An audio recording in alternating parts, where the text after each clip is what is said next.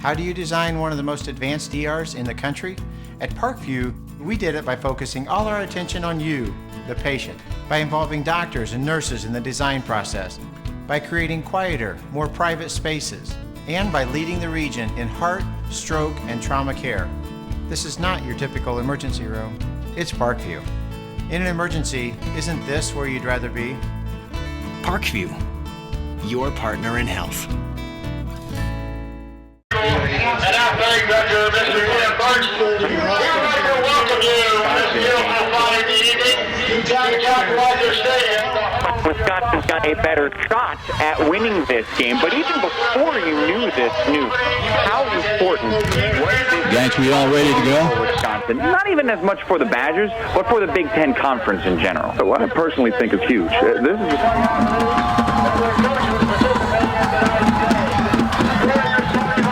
Hi, this is Ben Miles, Chief Operating Officer at Parkview Hospital and Affiliates. We are pleased to be able to help bring tonight's IHSAA Game of the Week into your home. Parkview is committed to help improve the health and well-being of the communities in which it serves. So we invite you to sit back, relax, and enjoy tonight's game. This is IHSAA football. By Parkview Hospital Randalia, your resource for health. And by Fox Sports 1250, The Ticket. Also brought to you by Myers, where you get higher standards and lower prices.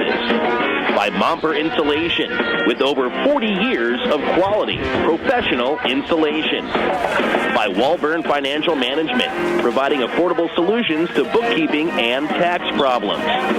By Midwest America Credit Union, altogether better. By Arrow Fence, Fort Wayne's oldest name in fencing. By Columbia Street West, downtown on the Landing, a Fort Wayne favorite for 25 years. Aaron Chiropractic, specializing in spinal health. By Stiefel, a firm of choice. Ruoff Home Mortgage, a great name to know when you need a mortgage. And with special promotional consideration by the Fort Wayne Journal-Gazette. Nobody delivers the goods each morning like the Journal-Gazette. Now, let's head to the stadium and join your play-by-play host, Joe Parson. And here we go, week 2 of the high school football season, and we stay with a focus on the Summit Athletic Conference. Hi, everybody. I'm Joe Parson. With me once again, Tom Freistroffer. We're at Riker Stadium here on the campus of Southside High School. Archers in their home opener hosting the Snider Panthers tonight. Archers hoping for better play tonight for new first-year head coach Roosevelt Norfleet. South opened on the road last Friday night, absorbing a 52-6 setback at the hands of Bishop Dwenger.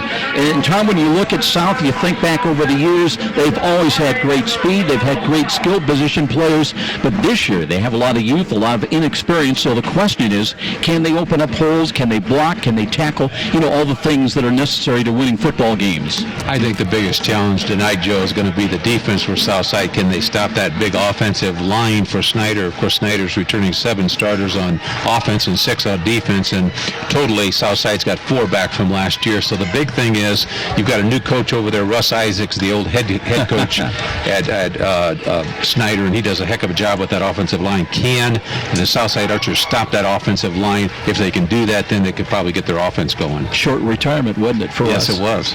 Snider, meanwhile, comes in at 1-0. They're ranked number 2 in Class 5A by the Associated Press after scoring twice late in the fourth quarter last week to defeat Bishop Luers 31-27.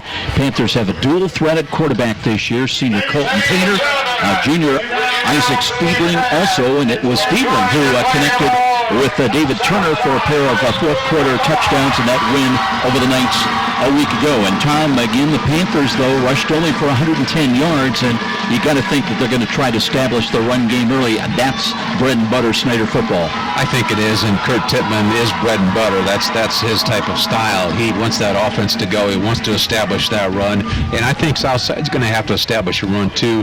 Could be tough with there's several starters back on defense with the Snider Panthers, so Southside's going to have to be focused. They're going to have to come out, and they're going to have to come in attack mode and do something early. Snider trying to keep things going. Roosevelt Northfleet hoping the Archers can pull off a stunning upset. And we'll return with more of our pregame presentation, check in with both head coaches. This is IHS Football on Fox Sports 1250, The Ticket. I am your typical mom. Christy Newhouse for the Parkview Heart Institute. You know, I'm entrenched in my kids' lives, and I eat a healthy diet, and I'm actually probably the last person you expect to have a major heart event like this happen. One day last year, Christy awoke to deep pain in her chest and jaw that later spread to her arm. I ended up going to Parkview's ER, and they told me I was having a massive heart attack. Teams from Parkview's ER and Heart Institute worked together to save Christy's life, treating the heart attack, restarting her heart after she suffered a cardiac arrest, inserting 2 stents, and equipping her with a wearable defibrillator that was developed in part from clinical research done right here at Parkview. Fantastic care. To learn more about Parkview's life-saving cardiac care and research, go to parkview.com. Parkview Heart Institute. Not for profit, all for you. And now, back to the stadium with Joe Parson and more IHSAA football on Fox Sports 1250, The Ticket. We are back with head coach Roosevelt Northfleet, and that is a name that a lot of high school coaches know very, very well. Certainly Bishop Boyner remembers that name. Coach, I know it goes back a little ways, but with your Elmer's Trojan team posting a huge win over a highly ranked Winger team a number of years ago, sent shockwaves throughout the state, and now you're at Southside. I know you're hoping for more of the same. Talk about the season so far. I know it was a tough opening for you last week against Bishop Boyner, but week 2, what are you looking for? Improvements in what areas of the game for your Archers? Well, we're looking at improvements into, just lining up right and making sure we do our individual job. Each of the 11 men out there got to do and have an individual assignment, and they got to complete it each and every play. You know, Southside has always had great skilled position athletes, a lot of speed, a lot of quickness, and I'm sure that's still true this year. It's similar to years in the past, but also we don't have that experience factor. A lot of guys out on the field played their first game last week for Southside, and then, like I said, we only have 3 returning starters combined off both sides of the ball, so we're young as far as experience is concerned. We only have about 10 seniors total, and out of those 10 seniors, all of them contribute, but there's only a handful of them that's starters. I told you during the week I had a chance to catch a little bit of your practice, and I was impressed because you got some tough kids. They may not be big, but they're tough. They were going into the gravel roads, making catches, sliding in there, and sometimes it's all about fundamentals, execution, blocking, tackling, and I know that's one thing you're trying to emphasize. Well, yes, we are. We're trying to get them down to the point of where they can utilize their natural born ability. Once they learn the fundamentals of the game and learn what we're teaching out there, they can mix that and they'll end up playing a lot faster. Right now, we're doing a lot of thinking out there, and we're trying to get them to the point where they don't have to think, and they just know it like secondhand, and they can just go out and play fast. Tonight is against Snider, so tough first 2 weeks. In fact, the first 3 weeks are a brutal schedule for the Archers. But talk about the Panthers, the things they do from a Southside standpoint. What are the points of emphasis, things you've got to do to have a chance to win? Well, we can't get bullied around out there, and in a positive kind of way, in a politically correct kind of way. Snider's the bully of the SAC, and they'll come out and they'll knock you in the mouth, and if you don't fight back and come out there and do the things you need to do to stay in the game with them, then it will be a lost cause. You guys won the toss and deferred. You guys elected to receive, and you elected to kick off that way, correct? Okay, I'm going to signal that up to the stands, and then we'll go from there.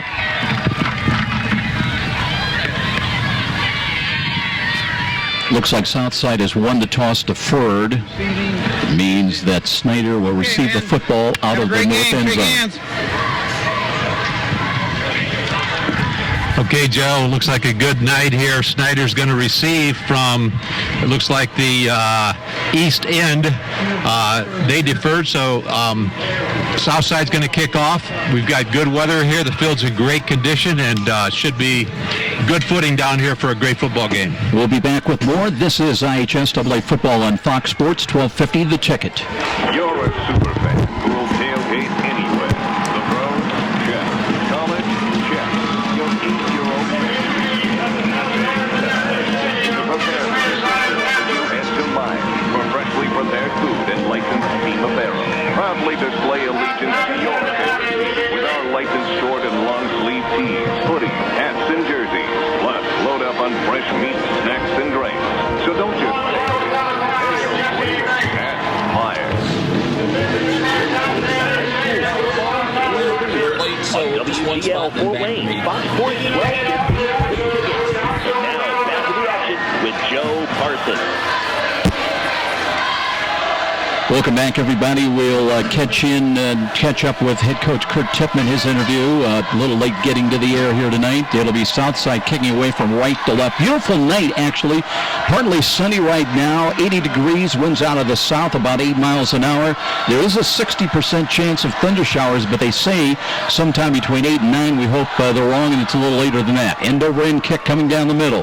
That'll be taken down in there, and it'll be Snider running to the right side. A return by Mick Hippenhammer reverses back middle of the field to the 35, gets down at the 38-yard line. So Mac Hippenhammer, who had 2 kickoff returns last week, had a long of 24 yards, has decent field position for the Snider Panthers as they'll go on offense for the first time, moving from left to right. And let's go on and pick up some of Kurt Tippmann's interview pregame with us before kickoff tonight. We're back ahead of kickoff with head coach Kurt Tippmann. His Snider Panthers on the road here tonight, Coach, 1-0 in the year. And, you know, coaches talk about finding a way when they're down late in the ball game. Last week against Bishop Warriors, down 10, I believe, with about 5.5 minutes to go. But a resilient team found a way to dig down deep, get a couple of touchdowns, and win that ball game. That's a very big building block for your team. Well, I think, you know, it was such a roller coaster game. Big plays made by both teams and turnovers that, you know, it's just the emotional roller coaster that we were on. Is to have the kids respond in the manner that they did was very impressive, and it was something that as coaches we're pleased to see. And I think, you know, anytime you're in a game like that, you have that kind of momentum, and we'd like to think that we can continue that on. But there's a lot of technical things that you always learn in game one that you need to fix, and that's been our focus this week on fixing all those deficiencies. Some pregame comments from head coach Kurt Tippmann. Hurry up offense. The play first, a pass lost about a yard. Here's a run to the right side, and a good play by Dre Billingsley. Billingsley, 155-pound senior. Only a little guy, Tom, only about 5'5", but he'll get about 10 yards back. Now, they lost a yard on that first snap, so that's third down and about 1. Work from the right side hash mark. It's Colton Painter starting tonight at quarterback. Short drop, looks left, throws left. There's a wide ball and off the fingertips and dropped by Devlin Williams. So it'll be 4th down and 1, and we'll see what the Panthers elect to do with the ball at their own 48-49-yard line. Well, Snider definitely came out to play. They're on the 50-yard line here in the middle of the field. Let's see what happens from here. Going to go for it on 4th down and less than a yard. They'll hand the ball. Billingsley lost the ball, and Southside's going to have it at the 41-yard line. First turnover of the ball game goes South's way. They'll have possession into Panther territory at the 41-yard line. What a break for Southside. Southside can get something going here, Joe. We're going to see some scoring here early, and that's what South's got to do. They've got to come out early here in the first quarter. Well, Roosevelt Northlead, we talked to him, and of course, you'll remember, Tommy, way back, it took an Elmhurst team that had struggled for many years, and they had their day against Bishop Winger and stopped a long streak of losing. Now he's the head man of the Archers. They spread the field 2 wide either side of the field. Let's see if it's Bobby Black. It is starting tonight at quarterback. Short drop, and then they just went to the ground. I think he lost the handle of the ball. So that's a loss of about 3 yards, but not a auspicious start really offensively for either team. Yeah, it looked like he was going to pass to his right, and maybe he did the right thing there. He just kind of ate the football. Starting on the offensive line, Austin Kiesling at center for Southside. Gian Alexander at guard along with Kyle Reichert. We've got Richard Madewell and Terrell Moore at the tackles. So it'll be a loss of 4, 2nd down and 14. Here's Black out of the gun. Quarterback draw. Has some running room to the right side. Gets the lost penalty yardage back, or the lost yardage back, and back to the 41. So it'll be third down at about 10 as they get the ball back at where they had recovered that fumble of Snider. And it'll be third down and long. Looked like Drew Brelsford, the outside linebacker for Snider on the tackle. Good running by Black, the quarterback. I mentioned a little bit of a revamped offensive line from a week ago by the Archers. Ricardo Madewell at center. The guards Kyle Reichert and Jay Sean Alexander, Terrell Moore, and C.J. Kelsaw making a start tonight at tackle. Roll to the right side by Black. Looking to throw, throws in the middle, and he's got to catch the ball, maybe pop free. Let's see how they're going to roll it. And will it be an incomplete pass, or will it be a possession Snider? I'm not sure if he had possession long enough, Joe, where they're going to call that a fumble. Looks like they're going to call it down on contact. It'll be fourth down and less than a yard.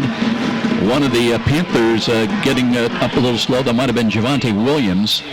So it'll be fourth down and 1, and now we've got a little bit of a delay as one of the players for the Panthers, Jamison Stiebling, the brother of the other quarterback for the Panthers, Isaac Stiebling, being coming off the field on his own power, a little assistance though. Nick Thomas into the ball game, caught a touchdown last week. He's wide to the right side. Up in the slot to the right side on the wing is Terrell King. And there was movement at the line of scrimmage, and if Snider jumped, that'll be an automatic first down. So it may be young, the junior quarterback Bobby Black, little stutters count, little cadence interruption, and an automatic first down on the Snider penalty. So Panthers, after that inspirational win a week ago, they have not been sharp so far here tonight out of the chute. Very impressed with Southside so far. Ryan Peasley, the defensive tackle for Snider, jumped there. Snider coming out in their traditional 4-4-3 defense. Big Matt Schwartz, noticed that he gained weight. He's 6'2", 260 at tackle. Ryan Peasley at the other tackle with Gilbert and Leia at ends. Same set, too wide to the right, little motion out of that. They'll hand the ball to King on the sweep, but he's going nowhere. Lost the football, scramble for it, and let's see if they ruled him down. King, but he's going to lose yardage at the very least, and they do say he was down on contact before the ball popped free. Just a little handoff there to the running back going around left end, but Josh Leia, the right defensive end for Snider, did his job. He contained, hit that ball carrier, and Southside almost lost the football. It's going to be a loss of about a yard, second down and 11. Madewell brings him up to the line of scrimmage at center. C.J. Kelsaw in at left tackle. Thomas goes wide to the right side. Damon Gentry's in there wide to the left. And Snider bringing 11 men up within about 10 yards of the line of scrimmage. Here's Black trying to take the ball on a bootleg on an option run to the right side, but not much there. He's going to lose another yard, so it'll be third down and even longer.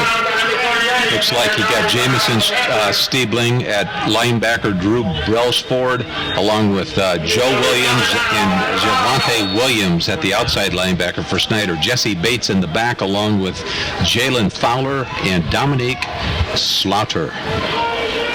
Third down and 12 now. As the clock inside 7.5 minutes here in the opening quarter, we have no score. Snider coughed the ball up. Southside at the 41 started this drive. They've got it now.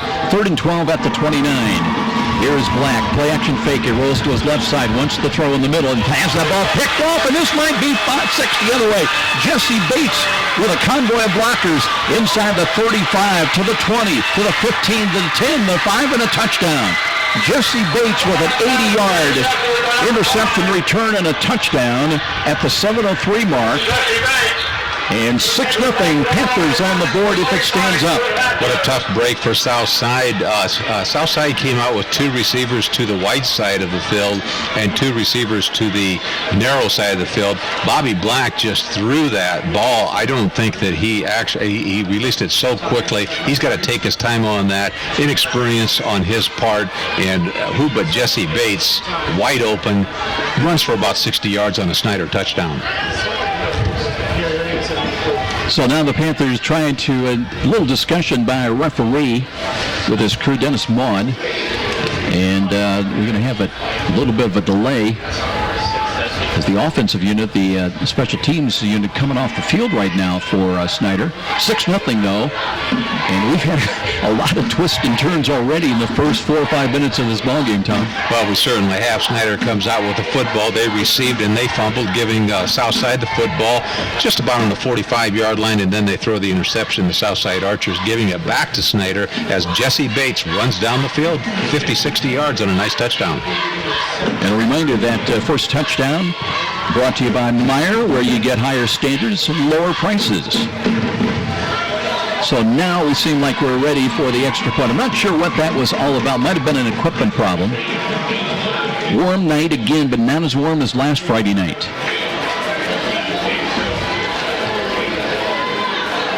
Paul Boozman is coming on to attempt the extra point. Boozman was 1 for 1 in field goals last week against Lourdes, a 33-yarder. Also perfect on extra points, 4 for 4. Here's the snap, and now before he could get the play off, the whistle's blew, and that's probably just as well as that one was going right into the line of scrimmage. It'll be procedure against Snider, and Kurt Tippmann was talking during the week, Tom, when I had a chance to catch practice, said they really worked on execution and playing fast to getting the plays off, and he cannot, despite the 6-0 lead, he cannot be happy with what he's seen so far. David Turner is the holder. This time a better hold. The kick is on the way. It's tailing off to the right, and it is good. It did get inside the upright, so I have a timeout here at Weicker Stadium. 7-0 on the interception return by Jesse Bates. Panthers on top. This is IHSAA football on Fox Sports, 1250 The Ticket. Miss a great high school game recently? Or simply want to revisit that game-changing electric play that turned everything all around? Well, now there's a great new opportunity to do just that. Catch all the exciting action of our live radio broadcast simply by visiting SummitCitySports.com after our game broadcast. Plus, many other high school sports highlights to choose from as well. It's all new and available now at SummitCitySports.com. And now, back to the stadium with Joe Parson and more IHSAA football on Fox Sports 1250, The Ticket. Checking up here in the press box, looks like about a 79-yard interception return by Jesse Bates, so a good start for the Snider Panthers. Jesse, a week ago, Tom, had 4 tackles, 1 pass broken up, 1 block kick, and a year ago he had 6 interceptions, so he's off to a good start this season. Kurt Tippmann certainly has experience back on both sides of the football, and he mentioned in the pregame, hopefully that experience will rub off on the younger players. Have a lot of depth. Snider usually has a lot of depth in all positions, defensive backs and offensive receivers. Terrell King is back in kick return for the Southside Archers. They trail it now 6-7-0. Here's a short kick, and that'll be fielded by one of the up front folks at about the 26-yard line, and a short return across the 30. Archers will start this series from their own about the 35-yard line, 1st and 10 down here at home at 7-0. It was evident that Southside did move the football. Bobby Black is a junior. He moved the football. Look for Damon Gentry. He's a wide receiver. A lot of times he plays in the slot. He did a lot of damage as we saw him last year. And Joyner at the running back position is an experienced player. They've got back. Southside's got back. So Southside can move the football. Looks like they've got some size to match up with Snider. Let's see what they can do on this particular series.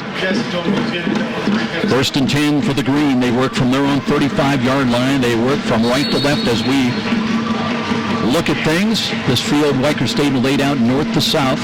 And here is Black hands it off. A little bit of a seam up the middle. Cameron Joyner has been doing a lot of the running, and he gets that carry and picks up about 4, maybe 5 yards. They're going to mark him down at the 39-yard line, so call it a gain of 4. Joyner, a year ago, had 1 carry against Snider, and a loss on that night, as on August 30th of last year, they beat Southside 38-6.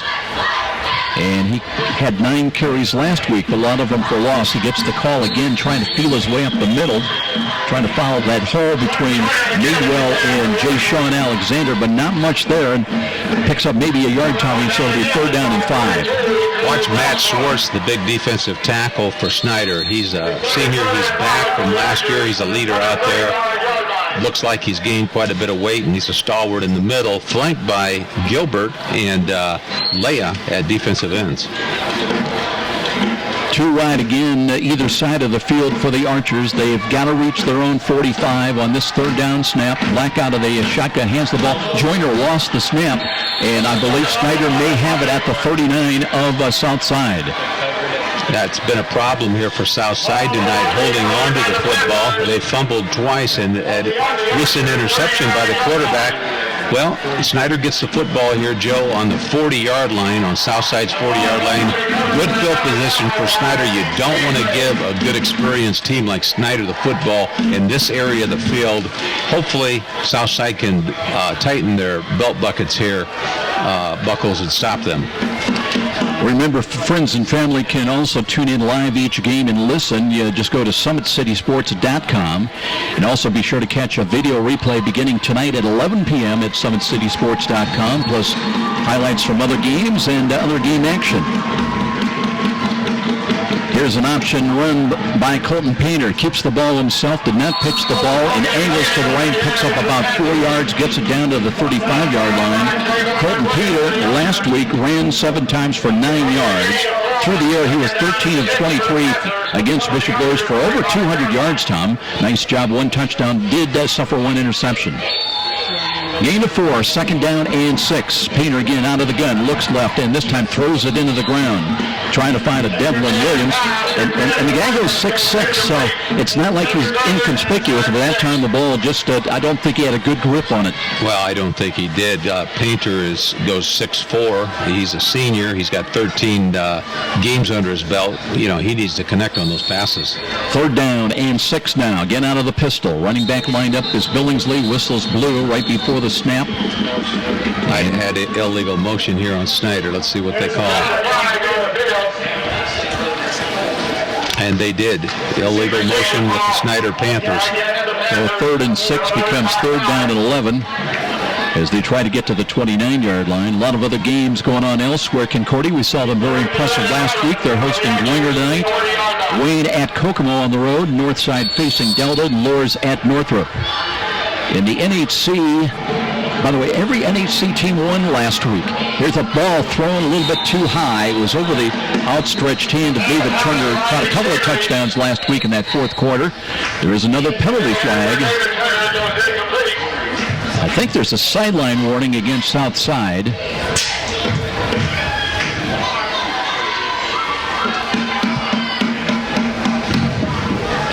They used to just give you a warning. Now, is that a penalty? Or they... Not sure what they're going to do here. That may have been against Snider because they moved... Well, it's coming back 4th down and 11. Well, Kurt Tippmann's got the ball on the 40-yard line. What's he going to do? He's pulling in his punt team here. He's going to play field position, see if he can punt this football. Nail Southside deep into their own end zone unless he goes with a fake punt. Now, Snider comes out on that spread punt, different than anybody in the SEC conference, or in the SAC conference. So they get ready to kick it away from left to right. King is back in punt return along with Cameron Joyner.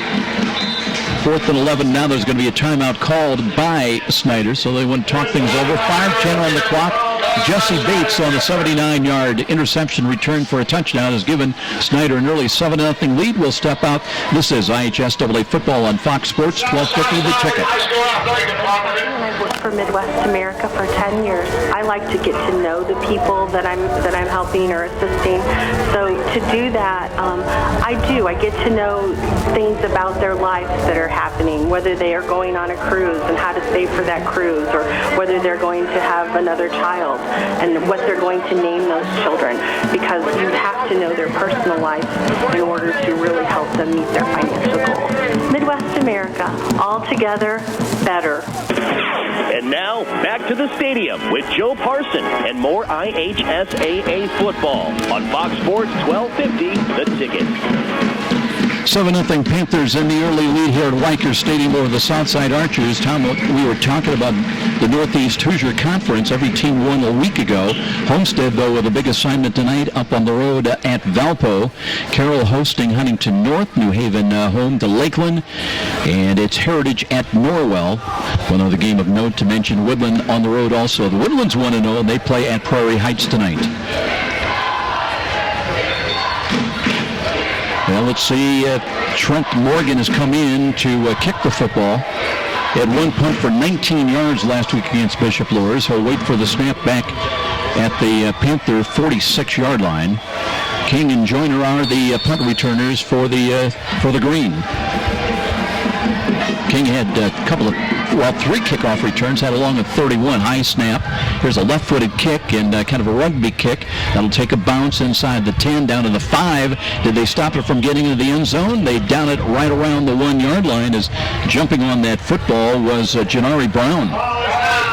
Kurt Tippmann does a lot of extra work on his specialty teams, and that takes a lot of talent, takes a lot of balance and timing to kick that football and down that on the 1-yard line. What a great job by the Snider Panthers. 5:01 on the clock, 7-0 Snider here in the first quarter. By the way, coming up at halftime, a very special interview with Stiefel's Tim Rooney. If you're tired of getting 1% or less on your checking account interest, stick around at halftime. We've got some interesting information, maybe a couple of ways for you to get like 7.5%. Worth your time. Right now, Southside out of the end zone. Here is a handoff, and they're trying to get a little bit of running room with that running play off to angle between right guard and right tackle, and maybe getting another yard out to about the 2 or just short of it.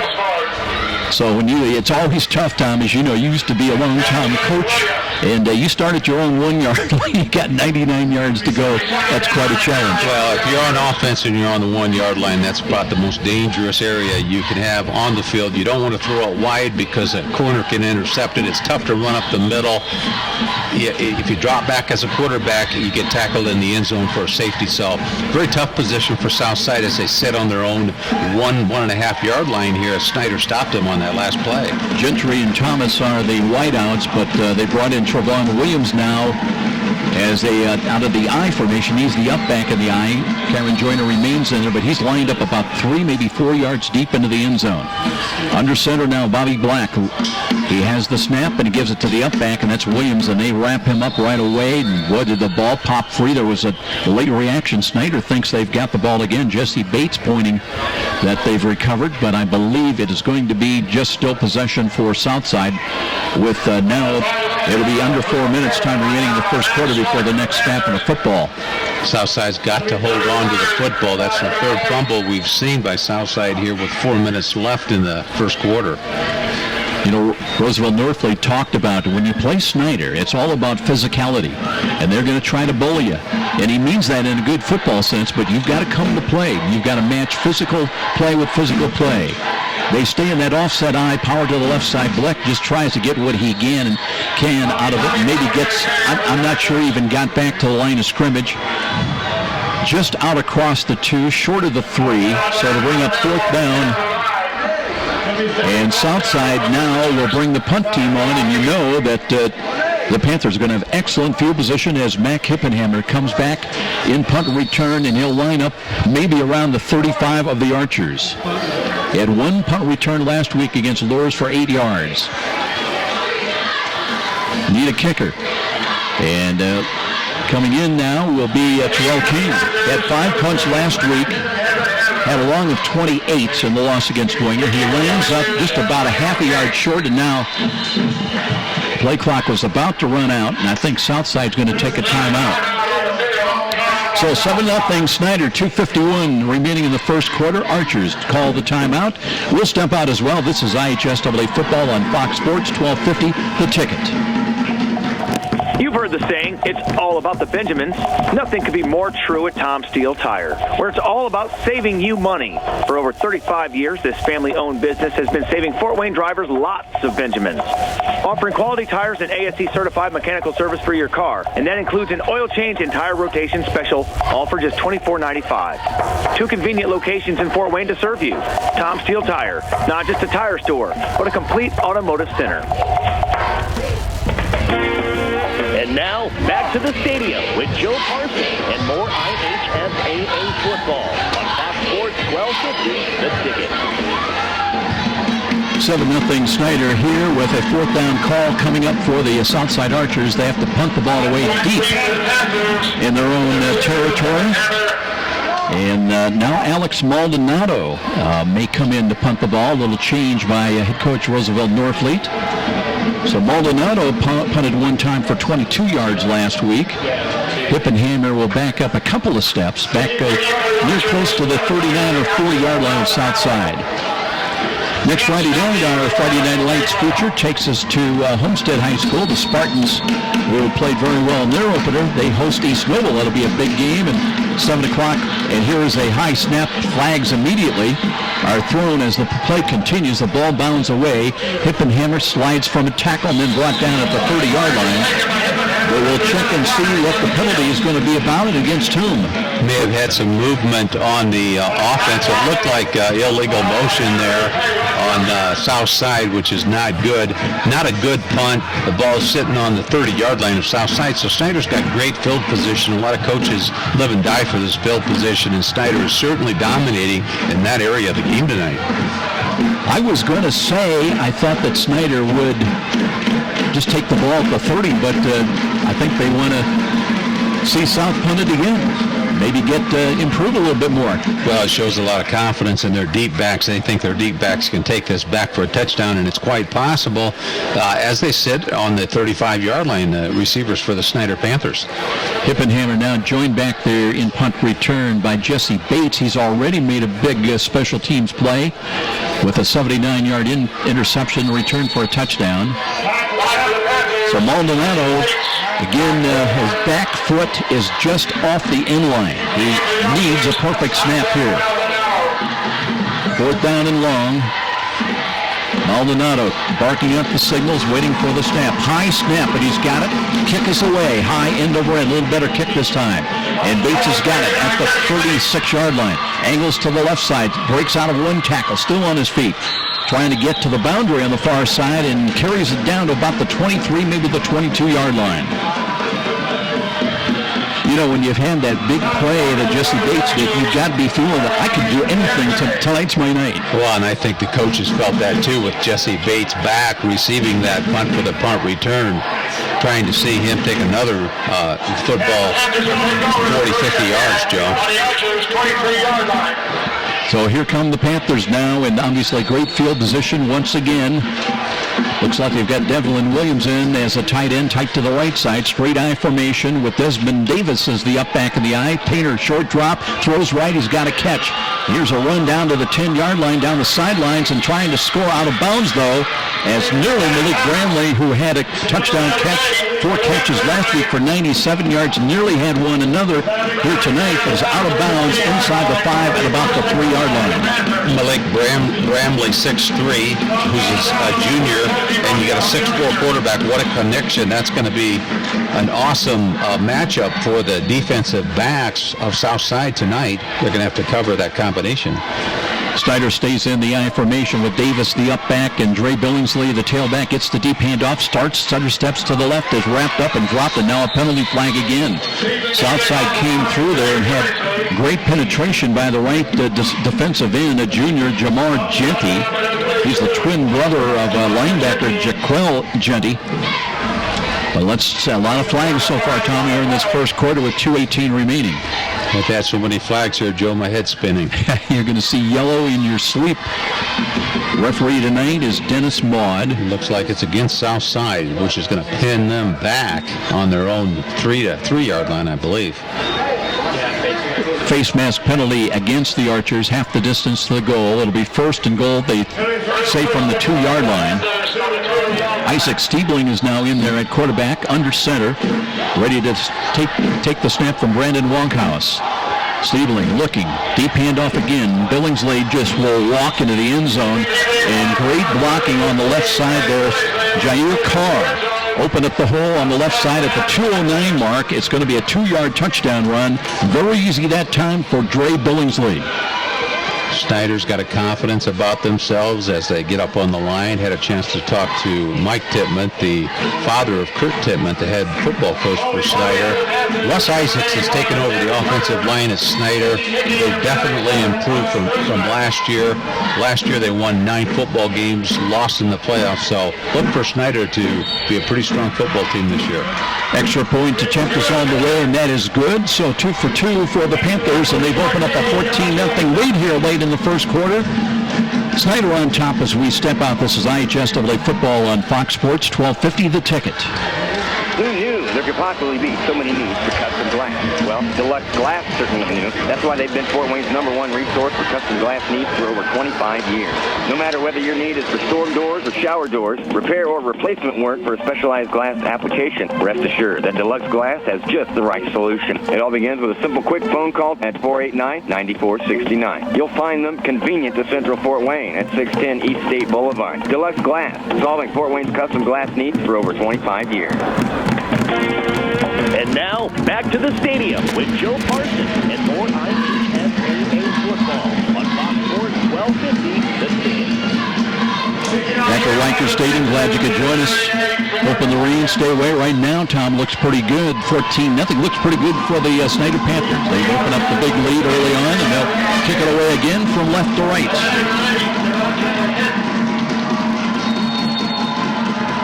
Terrell King back in kick return, waits at the 5's, got some help, short end over end kick. King runs up to it, fields it at the 16, it curls up the middle, across the 25 to the 30 to the 32-yard line. So Terrell King trying to get what he could, as looking for the Snider Panthers. In on the stop that time was Drew Welsford. Southside's got the football on the left hash. Short side of the field is towards the press box. They have to hold on to the football. Bobby Black has shown that he can run the football. He's shown some leadership that he can move the offense. But when he hands the football off, they have to hold on to the football. Snider's too good of a football team to give them the type of field position they've gotten here tonight. Black out of the shotgun formation. Joyner is flanked to his left as a protector. Here's the snap, and they'll give to Joyner. Joyner, we saw Wednesday night at practice, they were trying to run this set, which is just a handoff and a lot of trap blocking, a lot of pulling guards from the left side trying to get some angles on defenders. But Snider, it's one thing to do it in practice, it's another thing to try to do it time against the Snider Panthers, a loss of 3. It certainly is. On the other side of the football, Josh Leah, the defensive end for Snider, really ran that down from behind. I'm impressed with Josh Leah, 5'10", 185.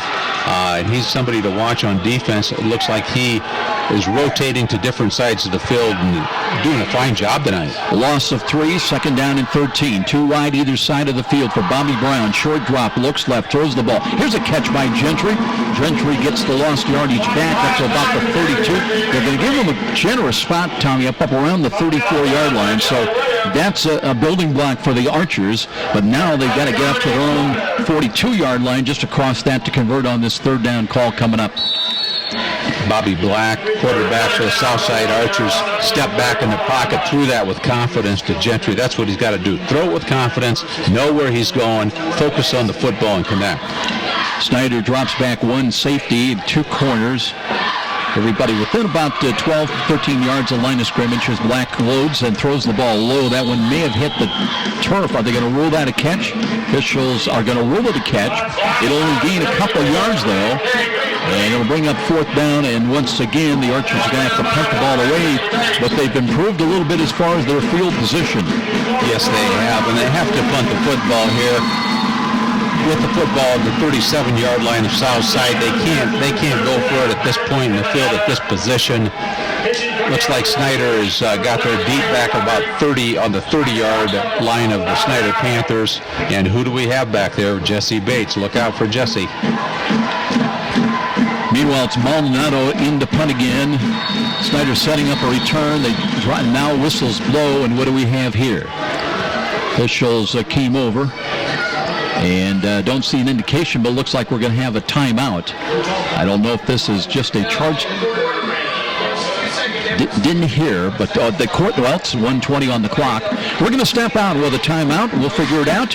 It's 14-0. We know that much, and this is IHSAA football on Fox Sports 1250, The Ticket. After last winter's brutal temperatures and record-breaking wind chills, it's not too early to start thinking about adding insulation to your attic, sidewalls, and crawl space. By adding additional insulation, you can cut your energy costs up to 30%. Call Momper Insulation today at 432-7543. Momper, the #1 name in insulation since 1956. And now, back to the stadium with Joe Parson and more IHSAA football on Fox Sports 1250. Well, interesting. I think that was the end of the quarter. They might have had a clock malfunction, Tom, because now they've reset it to 12 minutes and they have changed ends. So it was the end of the quarter. It'll be 14-0 in favor of the Snider Panthers here on the road after 1. So Maldonado will drop back to kick from left to right as we look at it, and waits at his own about the 26-yard line for the snap. Mac Hippenhammer is the return guy for Snider, and he's waiting at the Panther 32. Right-footed kick, and it's blocked. And that's going to be Snider's football. They've got it inside the 20-yard line. And I believe coming through there to get that block was Jalen Fowler.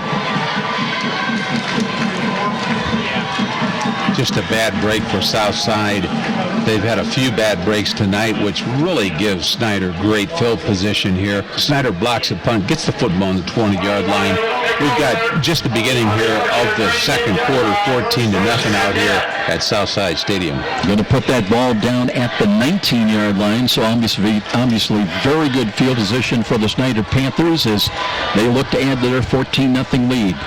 They'll stay with the I formation. And let's see, though.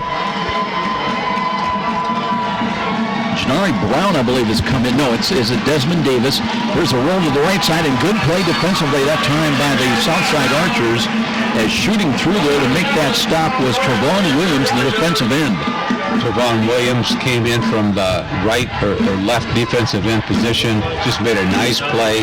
They had Striebling in instead of Painter that time, the backup quarterback for Snider, and just couldn't get out of the pocket. Malik Bramley comes in. He's up in the slot to the right side. Split wide of him will be Devlin Williams. So two very tall receivers. Here's Stiebling, gives it to the up back. There's running room and tripped up Desmond Davis. He would have scored other than that shoestring tackle. He brings it down to the 20-yard line. But one more little block and he would have been gone for 6. Looked like Jaquan Eldridge at back in the safety position made that tackle. What an opening by the offensive lineman of Snider on that last play, getting right through the defensive line of Snider and past the linebackers.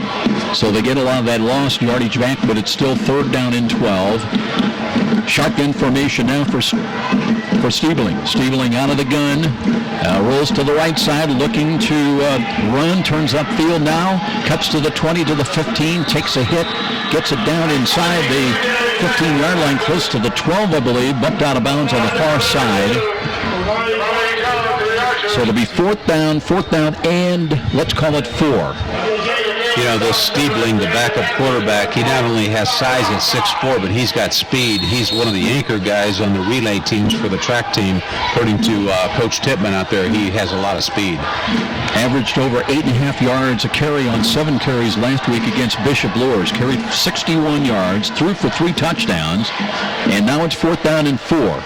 And he looks, short drop, throws the fade to the corner, looking into the corner of the end zone. He's got a catch and a touchdown. That was Malik Bramley at 6'3". The junior went up and got it. It'll be a touchdown toss of 13 yards at the 9:52 mark and tack on 6 more for the Panthers. Looked like safety position out there was Ronnie Barnett for Southside. You know, that's going to be a tough matchup, as we mentioned before, because Stabling goes 6'4", and our receiver there, Bramley, goes 6'3", 6'4". Corners for Southside can't be 6 foot tall, so they really have to play heads-up football. But what a pass by Stabling. Boozman comes on. They attempt the extra point. Low line drive end over end. Going and good. Just over the crossbar.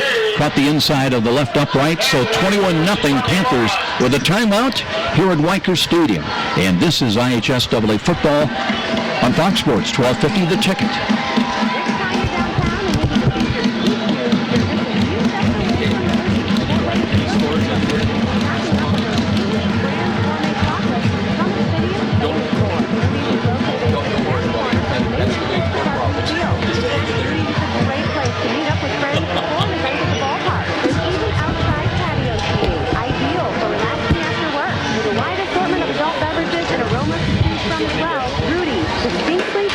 in downtown Fort Wayne. And now, back to the stadium with Joe Parson and more IHSAA football on Fox Sports 1250, The Ticket.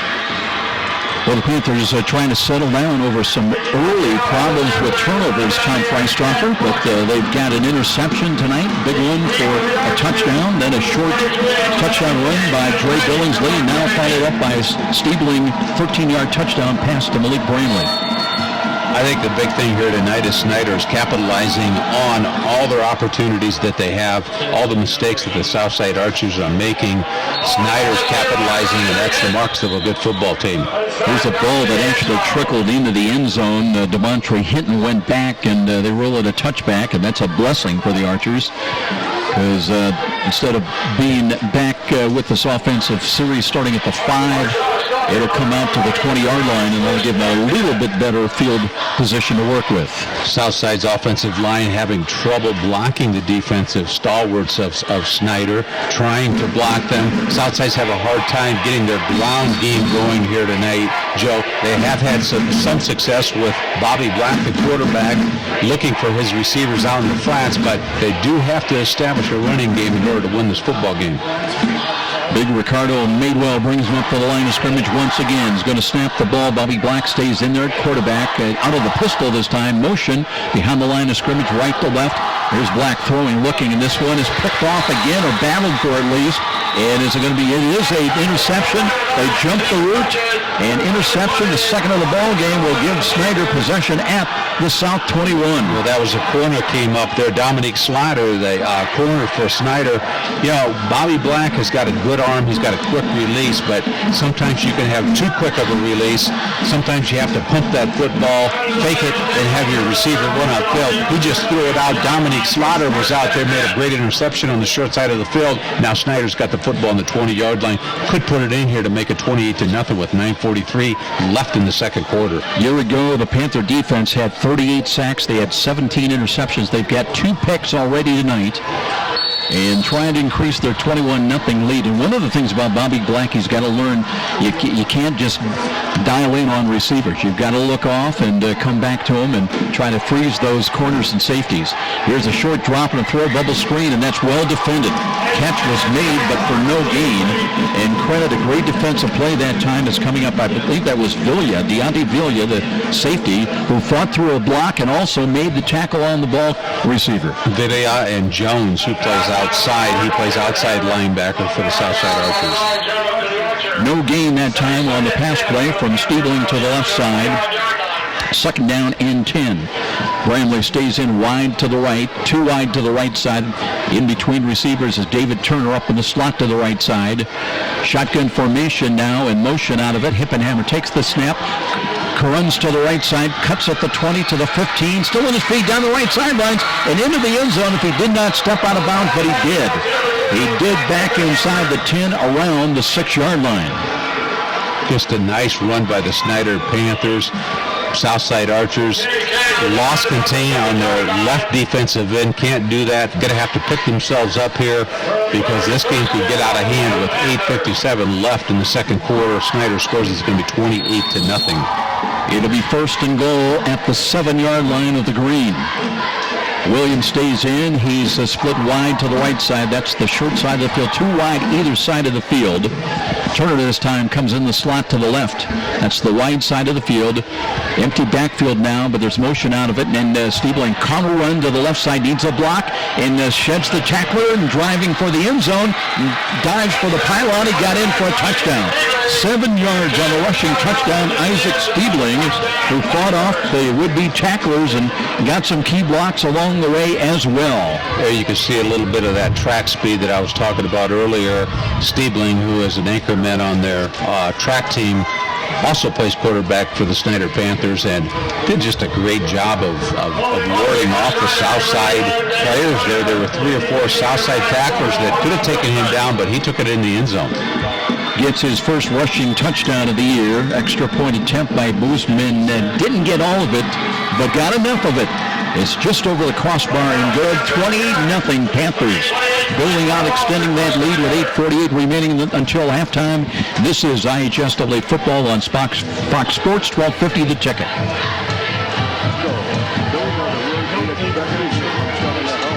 Rick Whitman from Century 21 Bradley can give your family the advice, expertise, and satisfaction to fit your needs when buying or selling a home. With Rick Whitman's 35-plus years of experience, you'll find an effective method to accomplish your goals, select the proper loan, and feel the comfort of your new home. When you think real estate, think Rick Whitman at Century 21 Bradley, 260-704-6565. 704-6565. Be sure to ask for Rick.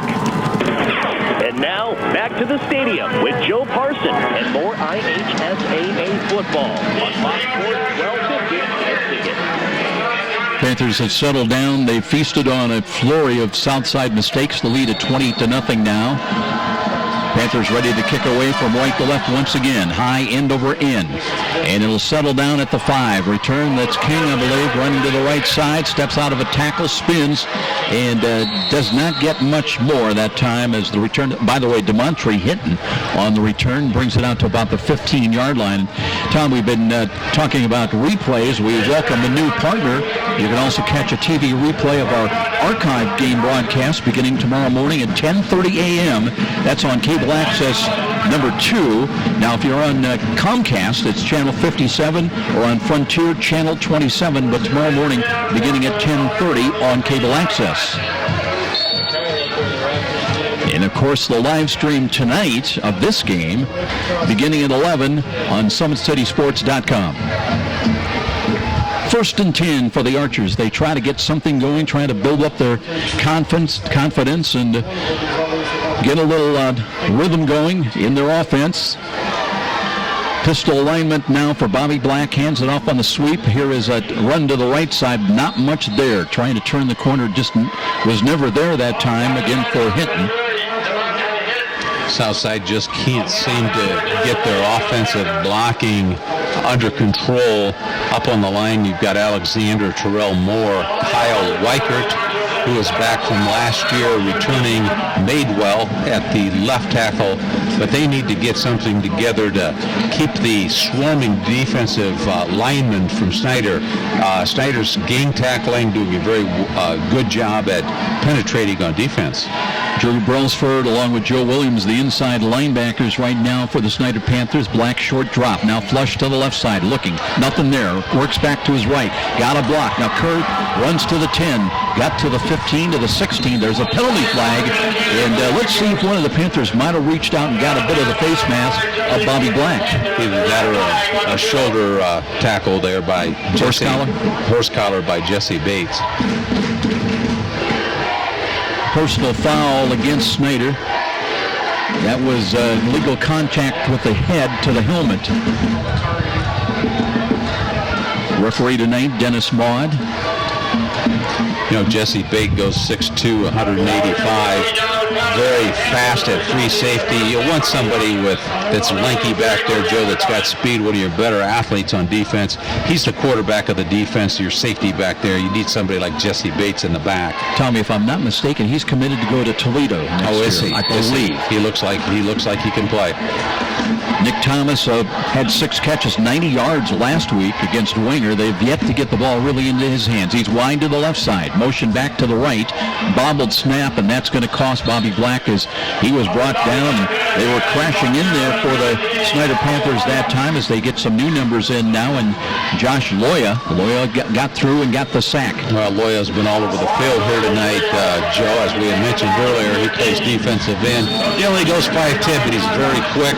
Looks like he can play outside linebacker. He may have played linebacker and they put him up on the defensive line, but he's just all over the field. Loss is back to the 29-yard line now. Madewell at the center position tonight. Austin Kiesling banged up a week ago. Pistol alignment again for Black. Running back lined up behind him. Straight drop, trying to set the screen. Has Joyner. Joyner at the 25. Turns the corner. Tiptoes his way down the right sidelines to the 30, to the 43. Another penalty flag that was close to the sidelines, and we'll see if it's a late hit perhaps against the Panthers. Isaiah Knight, Narrison, he plays a defensive back, came in for Snider. He didn't start the football game, but he may be the culprit down there on a late hit. Again, personal foul against Snider. That'll be a walk-off of 15, and well, the Archers getting some field position the hard way on some penalties and some major penalties against the Snider Panthers. That'll move the ball up to the 48-yard line. And if you take away that fumble early in the game when they had it at the 41 of the Snider Panthers, offensively, this is their best penetration upfield so far tonight. Now, a couple of penalties that have gone against Snider has helped the Southside Archers. Let's see if they can take it from the 50-yard line. Panthers in cover 2 defensively right now. 2 safeties back. Bobby Black takes a look at that out of the pistol. Short drop again. Pump fake. Now he throws right side. The fade looking for Thomas, but that's going to go out of bounds. Thomas would have the height advantage a little bit on that matchup against Dominique Slaughter at 5'8". We do not have the heights and weights for the Archers, but Thomas looks, what, about 6'1", 6'2", something like that? He looks like he's about 6'2", which is probably the tallest Archer out there. Yes, he does have some size on the defensive backs. Snider's defensive backs look like they go about 5'10", 6 foot at best, so he does have a little bit of size, 2 or 3 inches. That was the right idea, trying to get the ball in the hands of Nick Thomas, one of their few seniors. Again, if you missed the announcement, only 3 starters totally return either side of the ball. Play action fake, rush is coming, and down goes Bobby Black. As coming in there, they were sending all the troops that time, and Marcus Green, a 6-foot junior, got in there to influence them, and they had to just dive to the turf. Looks like Green's in there. We've got Marcus Green. He's playing defensive line along with Matt Schwartz down there. Jesse Bates is also, we've mentioned him quite a bit, and Joe Williams at linebacker. Clock inside, 6.5 minutes, time remaining here in the first half. It'll be 3rd down and 15 with the ball back at the Archer 43-yard line. 28-0 Snider. Thomas stays wide to the right, the short side of the field. They're playing off in coverage, and here is Black, throws the fade again, looking, and here's the ball caught, but they didn't get a foot in bounds. It was Damon Gentry that came over and got the ball, but he was out of bounds, and that'll bring up 4th down and long. So a couple of penalties aided the Archers. Now there is another penalty flag, personal foul again against Snider. So the Archers are going to keep possession of the football, I believe. Southside going to the air with Bobby Black, trying to go for Nick Thomas, his outside receiver at 6'2", but he's got to pinpoint that a little bit more. You know, he's got a good release. He can confidently stand back in the pocket, but he can't just throw the football up in the air like he's doing. It's just not going to work. You're going to have interceptions by the Snider Panthers, and they're going to get good field position. This will take the penalty, will take the ball to the Snider 42-yard line. So, Tom, I think that's 3 major penalties on this series against Snider. And here comes Southside again. They want to run the ball, and slipping and tackle right side, Joyner. Joyner met and dropped, but he did get positive yardage, good for about 3, maybe 4 yards down inside the 40 to about the 38-yard line.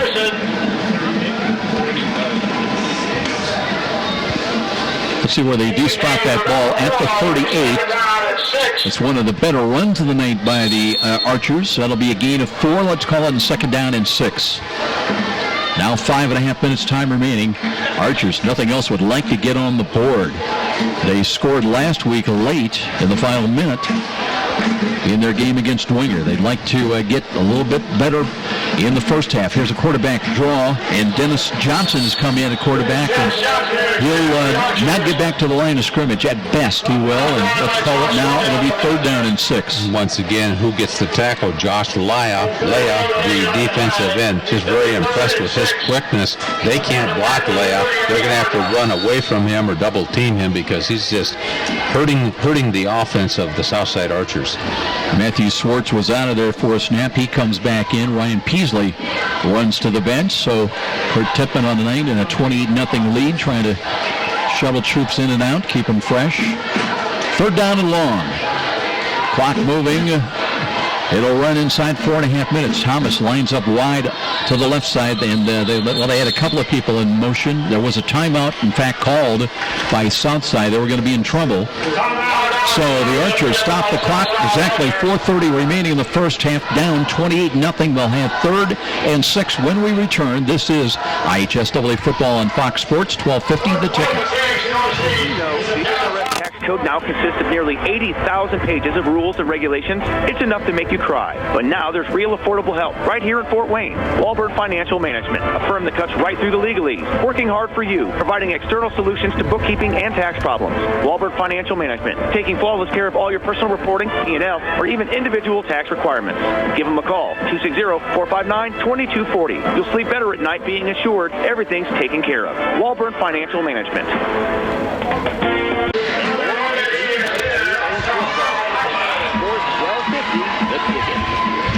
Well, you heard the message for our good buddy Joe Walburn from Walburn Financial Management, sponsor of our post-game show, and providing bookkeeping and tax services for the little guy. Don't forget, also in the post-game, we'll have our Parkview Hospital play of the game, and a lot of candidates possibly. And how about that first one, that 79-yard interception return for a touchdown by Jesse Bates? Might be a strong candidate. Here's Dennis Johnson, lost the ball, picks it up, wrapped up and dropped, and going nowhere. Another loss back around the 43-yard line. You just can't make those little mistakes if you have any hope of positive success against a Snider Panther team. Kurt Tippman talked about the depth that he has this year. He's got the luxury of putting a lot of different players in. We do see a lot of different players coming in on defense for the Snider Panthers. They've got 7 returning offensive players, 6 on defense, and it's nice when you have that depth and you can rotate your players. Yes, sir. Got depth, you got experience, and you get some quality. So it'll be Maldonado to punt the ball away, waits at the Archer 46-yard line. Jesse Bates is back in punt return. Kick comes off the side of the foot, near side, out of bounds, around the Snider 25-yard line. So the Panthers will go back on offense. Well, we saw Painter start the football game, and Stiebling, it seems, has been in for the majority of the second quarter here. Perhaps he's rotating his quarterbacks, per quarter. Painter, the starting quarterback, Colton Painter, has 13 games under his belt, and Stiebling, who is the substitute, also 6'4", 2 big, lanky quarterbacks that can throw the football and move. Sean Engler comes in at left tackle. And Snider shows, well, they've got a tight end to the left side now as under center. Here's Stiebling trying to hand it off on the belly series, and I tell you what, they power their way up across the 30 to the 31-yard line. Let's see if it was Desmond Davis in there, and it was. Packs 210 pounds on that 5'9" frame, a senior. Snider's always had very good running backs, very good tailbacks. They've never had a problem finding a good tailback out at Snider. And once again, Desmond Davis here, the running back we see in the football games, another good runner. That's a gain of 6, 2nd down and 4. Again, they go right back to Davis, and he's in the middle of the field in the second level as he's up to the 40 for a first down. And up to about the 41-yard line. Desmond Davis, who carried twice last week against Bishop Rose for 4 yards, but big hole opened up with the middle. They got Masonov and Walkhouse to open the hole, and good run that time by the senior. P.J. Scott, linebacker for Southside, on the tackle. So improving field position now for the Panthers. They've got 2:50 remaining until halftime. Under center is Stiebling. Play action fake. Wants to throw. A lot of time in the pocket. Throws in the middle. Wide open grab, and then a drop by Devlin Williams, the 6'6 senior. Nobody within about 10, 15 yards of him. But he tried. Tommy, how often does we see it? Tried to run before he had that ball secured, put away. I wasn't watching Devlin Williams. I was watching Stiebling. Really like the way he drops back in the quarterback, sets his feet. What a nice throw he had. Williams should have had that. Nobody around him, just dropped the football. Boy, it helps when you've got all day, too, to find open receivers to let them run their routes. Devlin stays in, wide to the left side. Devlin Williams, that is. And this time, deep handoff. Here's Billingsley looking at angles to his left. Cuts to the 45. Slips a tackle, gets to midfield, knocked out of bounds into South Territory at about the 49. Looks like he's got enough yardage for the first down. We've got looks like 235. Is that what we're seeing on the scoreboard? A couple of lights out. 28-0 here. Snider up on Southside Archers. That is good for a first down. That Billingsley run. Dre Billingsley last week, 13 carries, 35 yards. Average, though, under 3 yards a carry. And that was a point of emphasis this week for Kurt Tippmann, wanting to really establish their run game here tonight. 1st and 10. Now they've got an offset eye to the right side. As Stiebling rolls to the right, wants to throw. Penalty flag's thrown, keeps it himself. Runs for 5, runs for 7, maybe 8 yards. We'll check the penalty flag. That's right at the line of scrimmage and about the 49-yard line. That'll stop the clock now with about 2:28 to play here in the first half. Snider's back home. They'll host the Northrop Bruins next Friday night. And we mentioned the Archers. You just got a feel for Roosevelt Norfleet. They had Dwenger last week, Snider tonight. And guess what? They travel to Bishop Luers next week. Well, Luers is much improved. Luers, as I hear, was ahead of Snider with about 10 minutes left in the football game last week. Stiebling came in, the backup quarterback who we've seen quite a bit tonight, threw a couple of touchdowns, and Snider came out winning that football game. Legal procedure, the call against Snider. They've been victimized by yellow laundry here in the first half, but they lead it 28-0. It'll be 1st and 15. Stiebling out of the pistol again, hands the ball up. Billingsley cuts toward. No, he kept it himself. My nice job of faking that ball by both. Billingsley, I thought he had the ball. Stiebling then comes to the left and will get the penalty yardage back and all the way down to the south side 43-yard line. DeMontre Hinton was a defensive end. Should have had that. Should have had the quarterback pinned behind. That should have been a loss of play. Just didn't make the tackle. Clock inside of 2 minutes, time remaining now in the first half. So it'll be 2nd down and 5. Up under center this time is going to be Isaac Stiebling. Taking a look. Straight eye formation behind him. Short drop. Looks right, throws light on the out pass. And it's got the catch and a run to the right side. That's a spin move after the catch by David Turner. He's got the first down inside the 25-yard line, down to about the 23. And let's see where they mark that ball. Maybe closer to the 21 or the 20, in fact, as he stayed in bounds there. Tom Frostroffer getting ready to make his way down. And he'll be checking in with head coach Kurt Tippmann. But here come the Panthers on the move once again, trying to add to their 28-0 lead. We're down to 92 seconds remaining in the first half. Pistol alignment again for Stiebling, looking to hand it off. Play action fake, rolls left, wants to throw. Looking, throws to the sideline. He's got a catch, and that'll be a catch down to about the 11-yard line. Might have been Michael Till on that catch.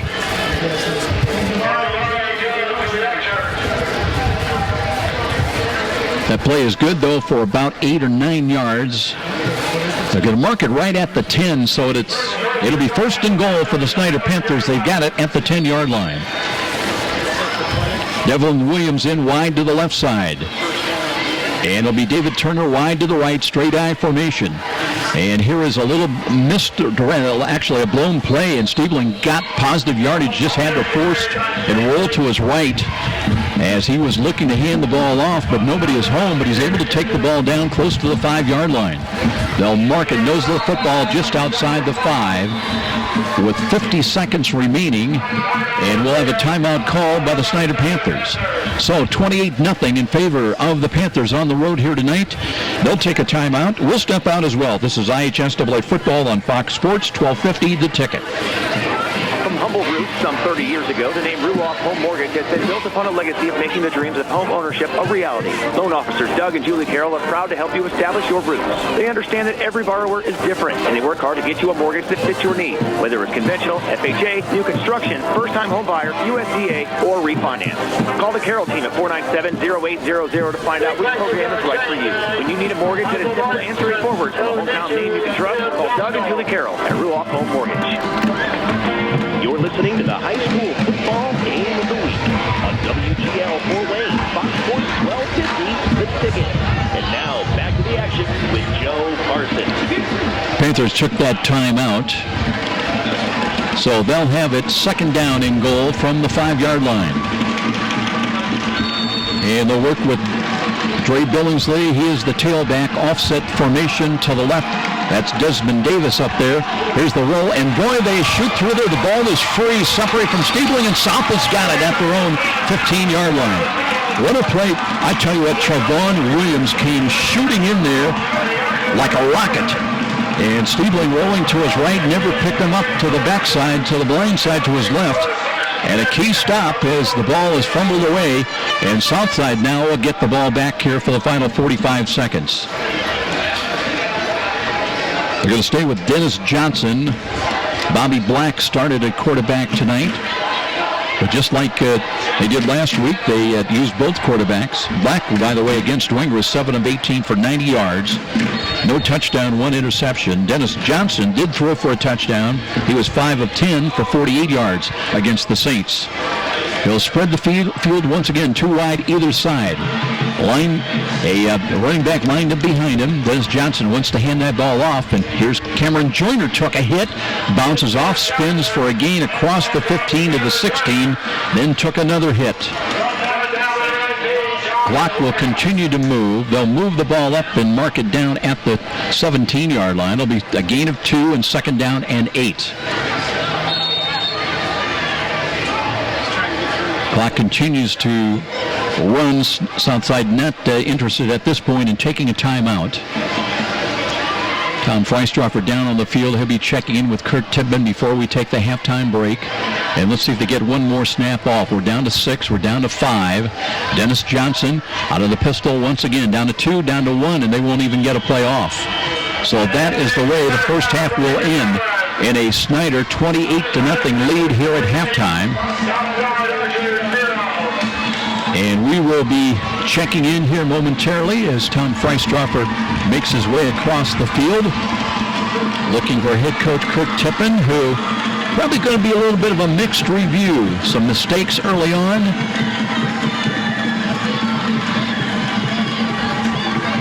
But big plays nonetheless for the Snider Panthers, and they lead this game at halftime by a score of 28-0.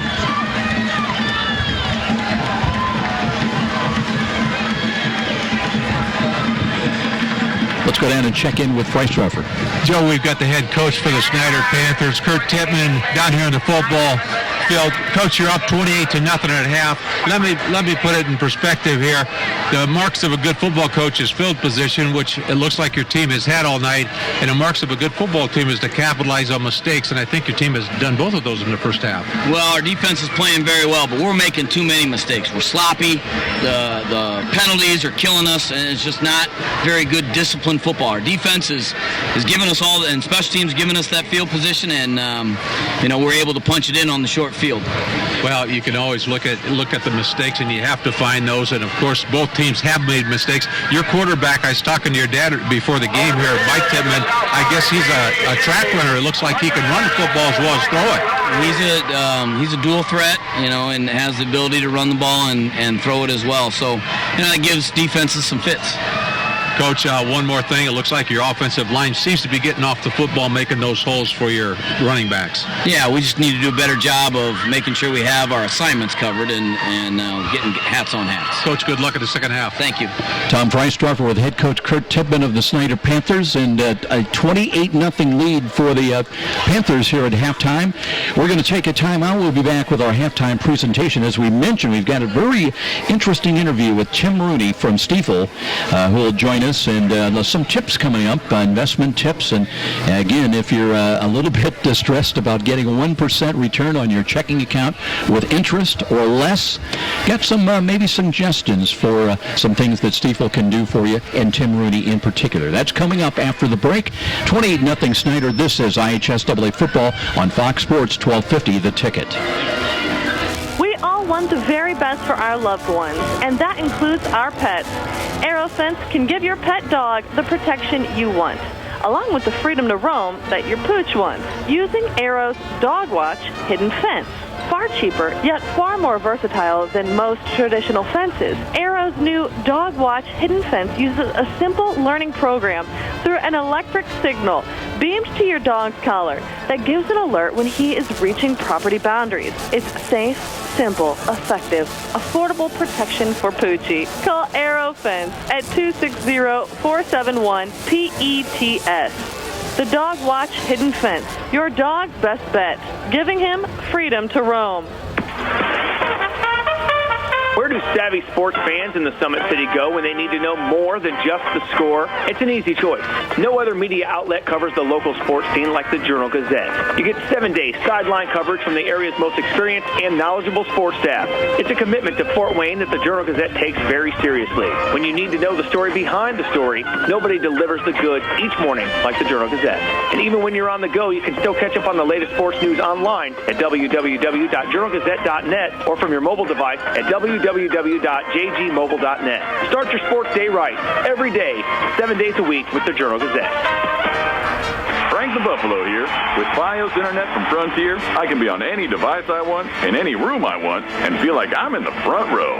Get the ultimate internet experience with 100% fiber optic. Call 1-888-FRONTIER today to get Fios Internet for $19.99 a month with qualifying phone service and enjoy a 2-year price guarantee, free Wi-Fi router, no contract, and no rate hike.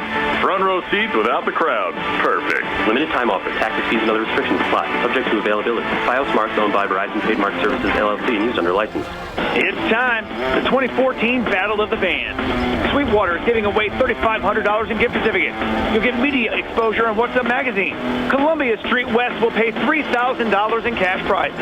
You can get registered right now at the Wood Nickel on North Clinton, or even see Richard at Columbia Street on Friday and Saturday night and sign up in person. The band starts every Thursday night at 9 p.m. with a $5 cover to get into the bar. Do you think your band is the best in town? Then prove it. Be in the 2014 Battle of the Bands at Columbia Street West. Hi, this is Charlie Momper from Momper Insulation. After last winter's brutal temperatures and record-breaking wind chills, it's not too early to start thinking about adding insulation to your attic, sidewalls, and crawl space. By adding additional insulation, you can cut your energy costs up to 30%. Call Momper Insulation today at 432-7543. Momper, the #1 name in insulation since 1956.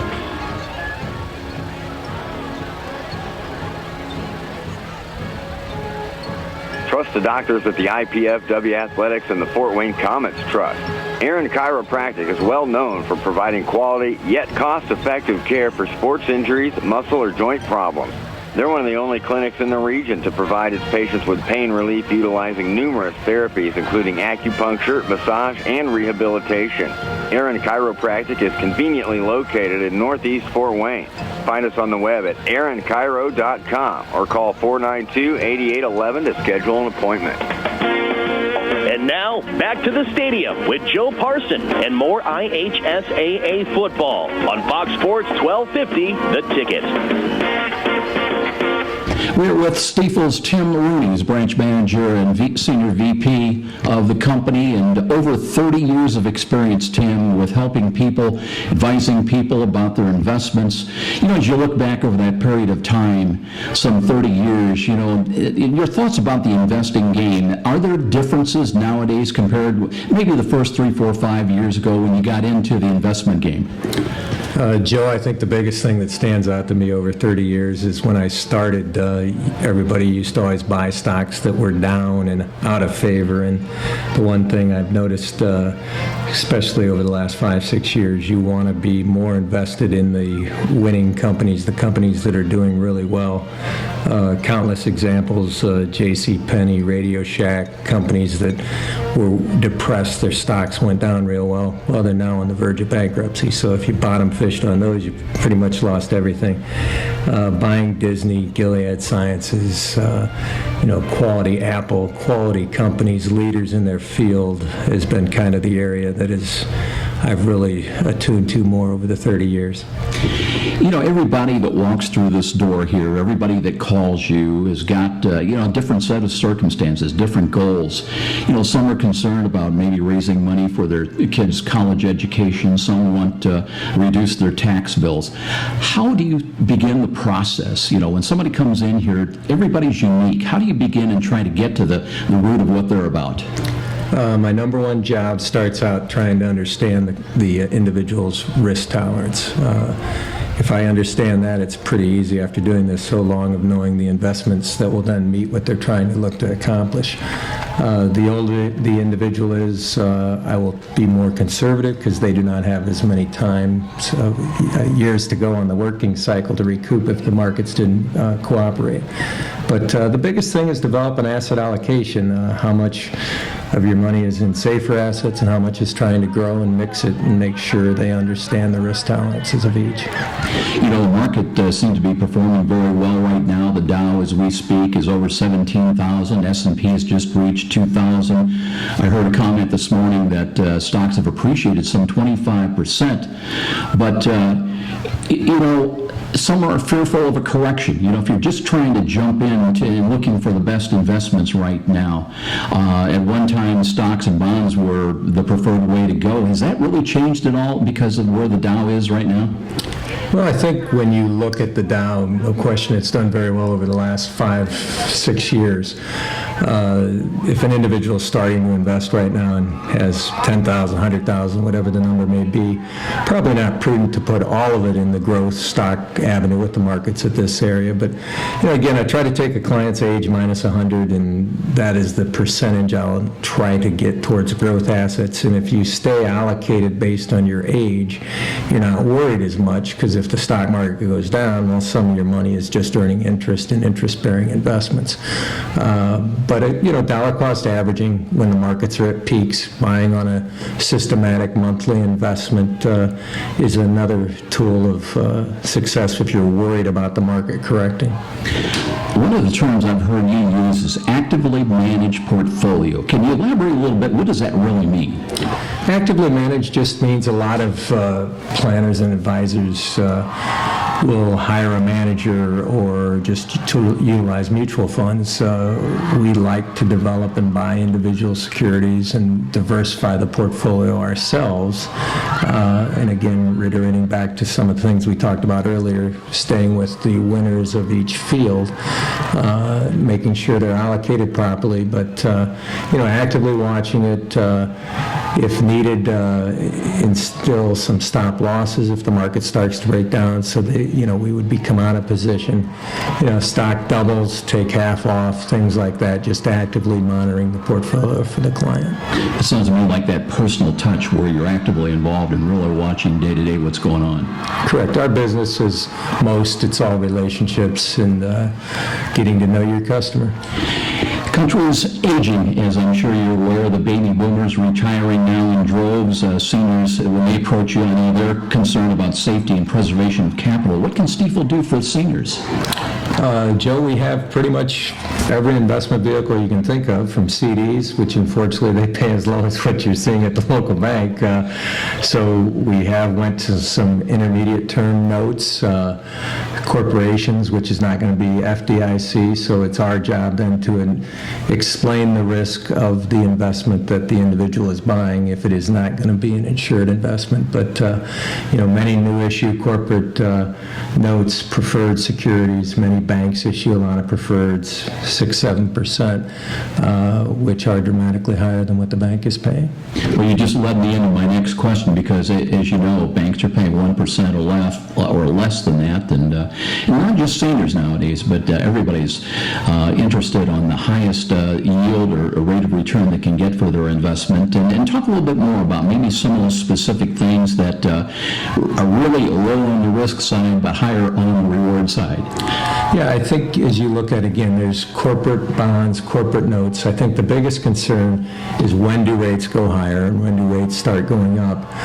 So our job is to kind of ladder and not go too far out on the maturity schedule. So we try to look at some of these senior notes that come out that, maybe is from 3 to 5 to 7 to 10 years, which isn't that long in the investment cycle. I mean, time as we all age goes by so fast. A 3-year bond comes due very quickly, and the beauty of that, even up to 10 years, if interest rates go up, the time gets close to maturity, so you're not going to feel it as much as the price goes on. The perpetual and the longer term bonds are more of a worry going forward, just because of if interest rates go up, there is no maturity attached to that. Tim Rohde, branch manager, senior VP at Stiefel here in Fort Wayne. The number to call, 459-3989. That's 459-3989. Good guy to get to know, serving individual investment needs for over 30 years, Tim Rohde. Now let's get back to more of our halftime coverage. This is IHSAA football on Fox Sports, 1250 The Ticket. The market goes down. And if you're a typical investor, you may be playing games, trying to guess correctly when to buy, when to sell. That can be expensive and exhausting. Well, what if there was a local company with tons of investment experience to help you take some of the guesswork and worry out of investing? The name is Stiefel, specializing in individual portfolio management. Stiefel can help reduce the risk and worry of investing, building you a portfolio of quality, performing stocks and bonds. Give Stiefel a call at 260-459-3989. I am your typical mom. Christy Newhouse for the Parkview Heart Institute. I'm entrenched in my kids' lives, and I eat a healthy diet, and I'm actually probably the last person you expect to have a major heart event like this happen. One day last year, Christy awoke to deep pain in her chest and jaw that later spread to her arm. I ended up going to Parkview's ER, and they told me I was having a massive heart attack. Teams from Parkview's ER and Heart Institute worked together to save Christy's life, treating the heart attack, restarting her heart after she suffered a cardiac arrest, inserting 2 stents, and equipping her with a wearable defibrillator that was developed in part from clinical research done right here at Parkview. Fantastic care. To learn more about Parkview's life-saving cardiac care and research, go to parkview.com. Parkview Heart Institute. Not for profit, all for you.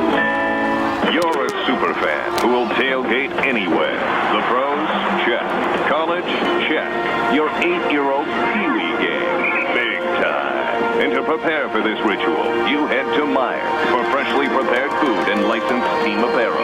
Proudly display allegiance to your favorite team with our licensed short and long sleeve tees, hoodies, hats, and jerseys. Plus, load up on fresh meats, snacks, and drinks. So don't just tailgate. Tail greater at Meyer.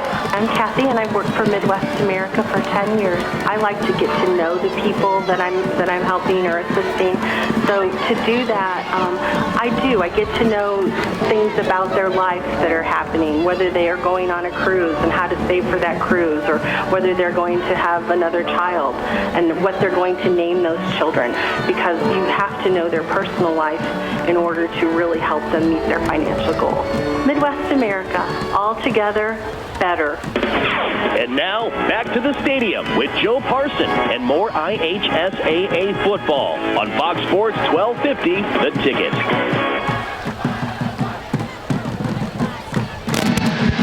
Welcome back to Weicker Stadium along with Tom Freistroffer. I'm Joe Parson, and getting ready to start the second half. 28-0 Snider Panthers on top. They've scored 14 points in each of the first two quarters. All started on a big play on an interception return by Jesse Bates. Returned it on a pick for 79 yards at the 7:03 mark. Boozman came on to add the extra point, and just like that, Snider surviving some early mistakes and some fumbles and turnovers of their own, but it was an interception and a return by Bates that gave them a 7-0 lead. Then a fumble recovery by Snider at the south side 39-yard line. That would set up a Dre Billingsley 2-yard touchdown run at the 2:29 mark. 14-0 Panthers at the end of the first quarter. Then they blocked a punt, a south side punt. They took over at the south 19. Stiebling came in to run the team at offense in the second quarter. He found Bramley, Malik Bramley, good for 13 yards on a touchdown run after the catch to the left at the 9:52 mark. Boozman with the extra point, perfect so far in the first half. He's ended up 4 for 4 in the first half and a 21-0 lead at that point for the Panthers. Then a slaughter interception gave South the ball to 21. They really couldn't do much with it until it would set up a touchdown run by Stiebling himself when Snider got the ball back at the 8:48 mark. 7 yards on the touchdown run. Boozman with the extra point. That's where we are now, headed to the second half in a 28-0 Snider Panther lead. And Tom, it's interesting, your interview with Kurt Timmon, and coaches are all alike, 28-0 on the board, but he wants to focus on the mistakes because he knows that day's coming, and rather quickly perhaps when they go next week against Northrop, and they've got some big assignments down the road, but they've got to improve. They've got to execute and eliminate the turnovers and mistakes. Well, I think you're correct, Joe. I wasn't surprised that Kurt came in and started talking about some of the mistakes that Snider made, and Snider did make a couple of mistakes early in the game, but all in all, Southside did not hold on to the football that first half, and Snider capitalized on those mistakes. It looked to me like field position was highly in Snider's favor, which is really the good marks of a good football team and a good football coach, good punting team, etc. So Snider totally dominated that first half. Southside's got to get their running game going if they want to win this football game and get back into it. Bobby Black hasn't looked bad. He's got a good arm. He's got a good release. Sometimes he throws it a little too fast, but they've got to establish Southside Archers a running game here against the Panthers, or it could get ugly in the second half. We'll be back with the start of the second half after this 1-minute timeout. This is IHSAA football on Fox Sports, 1250 The Ticket. Miss a great high school game recently? Or simply want to revisit that game-changing electric play that turned everything all around? Well, now there's a great new opportunity to do just that. Catch all the exciting action of our live radio broadcast simply by visiting SummitCitySports.com after our game broadcast. Plus, many other high school sports highlights to choose from as well. It's all new and available now at SummitCitySports.com. Hi, this is Charlie Momper from Momper Installation. After last winter's brutal temperatures and record-breaking wind chills, it's not too early to start thinking about adding insulation to your attic, sidewalls, and crawl space. By adding additional insulation, you can cut your energy costs up to 30%. Call Momper Installation today at 432-7543. Momper, the #1 name in installation since 1956. And now, back to the stadium with Joe Parson and more IHSAA football. Panthers on top. They kick the ball away, and that will trickle through the kick returners for the Archers into the end zone. It'll be a touchback and come out to the 20-yard line. So Southside trying to regroup and get ready to go. They'll start 1st and 10 from their own 20-yard line. They'll travel to Bishop Luers next Friday night. We don't have any other scores tonight. We've got some technical issues to working through. So right here it's 28-0. Snider Panthers on top. Damon Gentry into the game, wide to the left side. And Nick Thomas to the right. And here is a run as it'll be a gain out across the 20 to about the 21, 22-yard line. Bobby Black is back in there at quarterback to run things for the Archers. It appears that Southside is trying to hit that crease between the offensive tight end and tackle, but Snider is just too quick with their defensive ends and outside linebackers. They're coming up and shutting off that hole very quickly. Gain of 2 that time for Black. Cameron Joyner stays in the running back position. He's lined up directly in back of Bobby Black. Little motion, King right to left. They'll throw the ball to him in the flats, and got to be careful. That was nearly, they rule it an incomplete pass, but Tom, you know, when it gets in the flats like that, sometimes it's so close to being ruled a lateral and a fumble.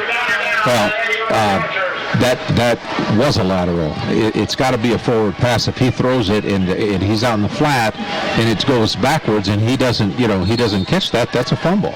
So that could have been ruled a fumble right there. But it was not, so it'll be 3rd down and 8. A week ago, the Archers against the Bishop Winger Saints were 1 for 10 in 3rd down situations. They've not done a whole lot better here tonight.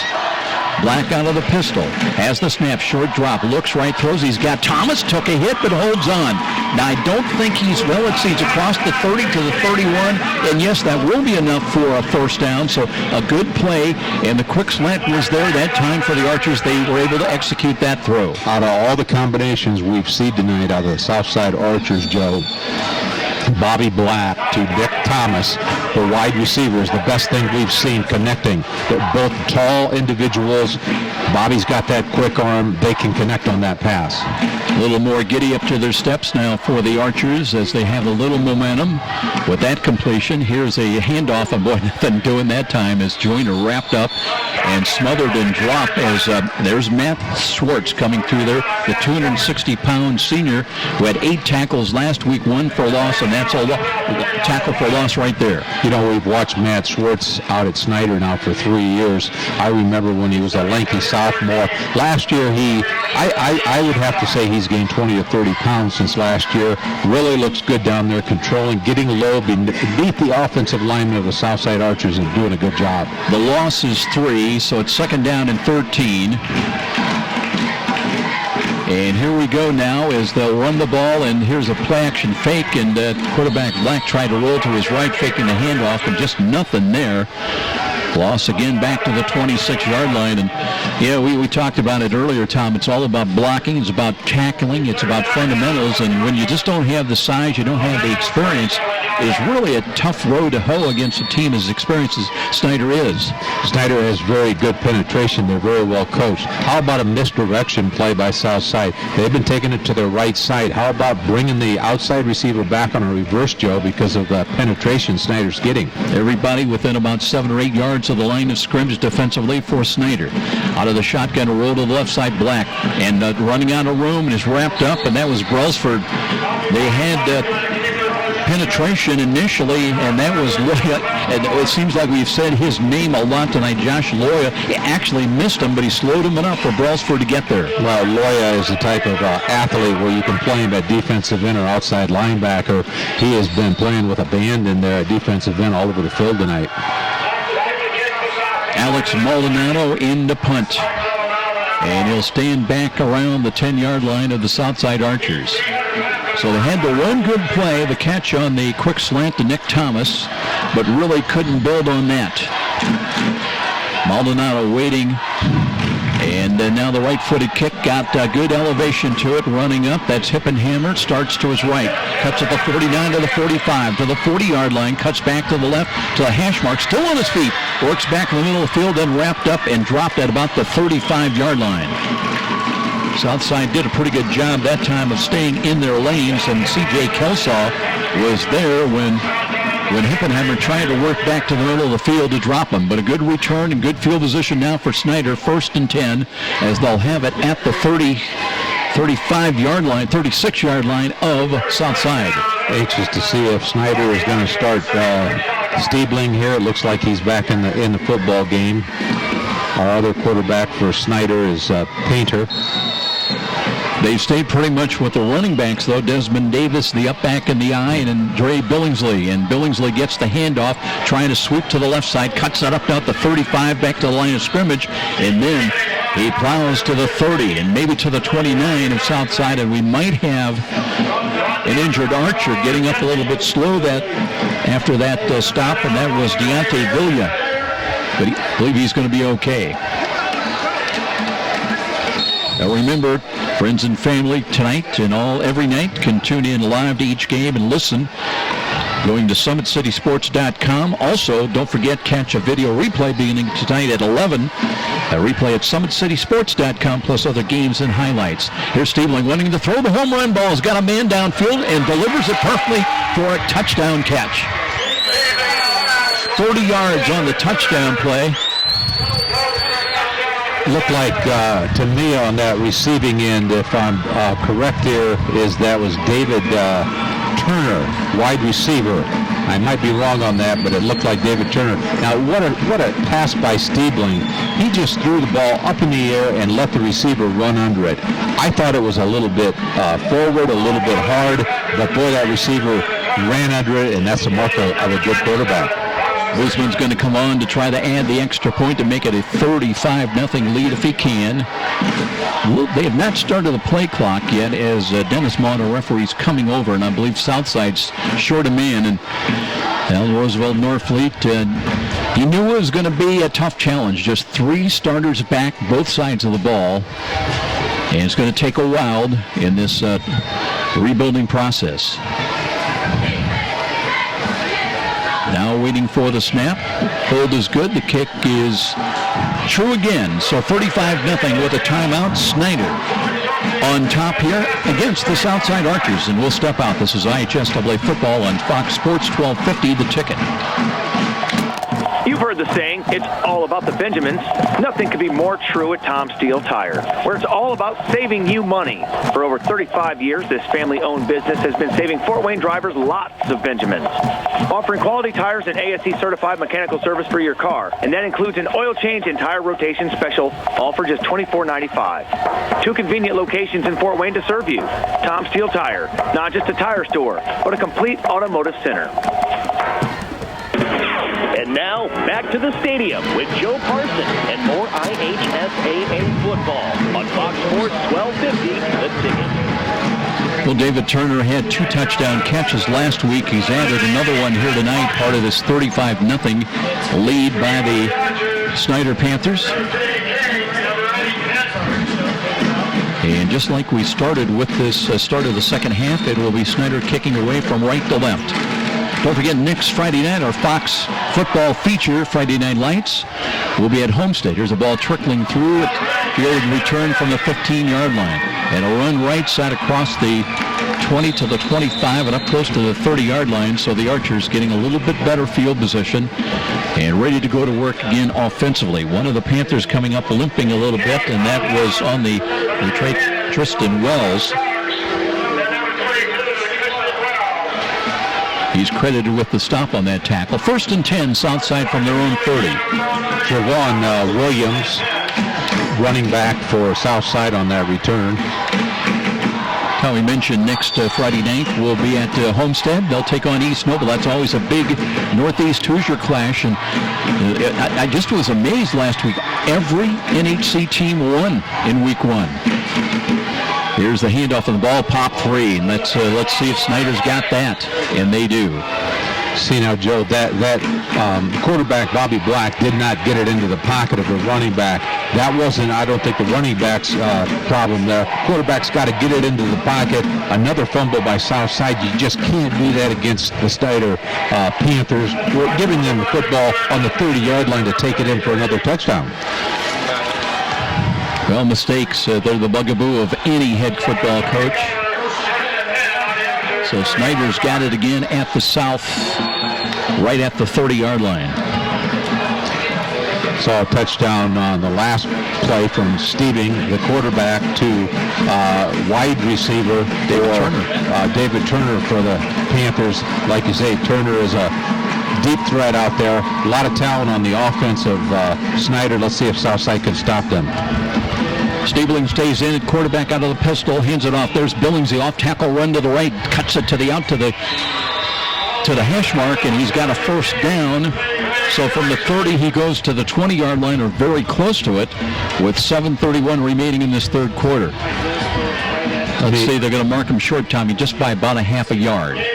Andre Billingsley, we can call him Dre Billingsley according to the coaches. Just a great little player. He gets off the football. He's a senior. Tremendous speed, takeoff speed. He hits the hole very quickly. Devlin Williams in. He's split wide to the right, the short side of the field, too wide to the left. And here's Stiebling, and he will give it off Billingsley again. He'll have the first down easily as he carries tacklers down close to the 15-yard line. They may mark him down back at the 16, but they'll move the chains, and here comes Snider now. And we said they were wanting to really emphasize the run game here tonight, and they keep at us, though, with enough passing. Just when you got people like David Turner and Devlin Williams and Malik Bramley, you've got to respect the air game as well. Now, I believe Turner's coming in, but he's lined up tight to the right side. So 1st and 10 with the ball at the 16-yard line. Stiebling under center with the I formation behind him. Handoff deep. Billingsley curls to the middle and carries down close to the 12, maybe the 11-yard line. Looks like Dan Gomez is in for Southside as a defensive lineman. Started out with Davis, a sophomore, at tackle. Kyle Reichert, I think, is still in the ball game. Jamar Giante at defensive end, along with Trevon Williams at the other defensive end. Matt Kempenhammer stays in. He's now set wide to the right. That's the short side. Just one wide either side. And they'll still stay in the I formation. Stiebling checking that South defense under center now. Hands to Billingsley. It's spun around and dropped. Good play defensively. And there is Trevon Williams for the Archers. That's a loss of about, nearly 3 yards. And let's bring up third down. Let's call it 3rd and a long 9. Trevon Williams, I believe, is one of the 4 returning starters for Southside. He plays defensive end. Along with Damon Gentry, who is back. Not too many returners, as we talked about earlier in the game, back for the Southside Archers. 3rd and 9 with the ball at the 15-yard line. Panthers working from the right side hash mark. They'll send 2 wide to the left, including Hippenhammer. And now Desmond Davis up in the on the wing to the left side. Play action fake. Stiebling rolls to the left. Wants to throw in the middle of the field's got a catch to the 5 and close to a touchdown. And no indication yet by the officials. Looks like they're short of the goal line, but it will bring up first down and goal.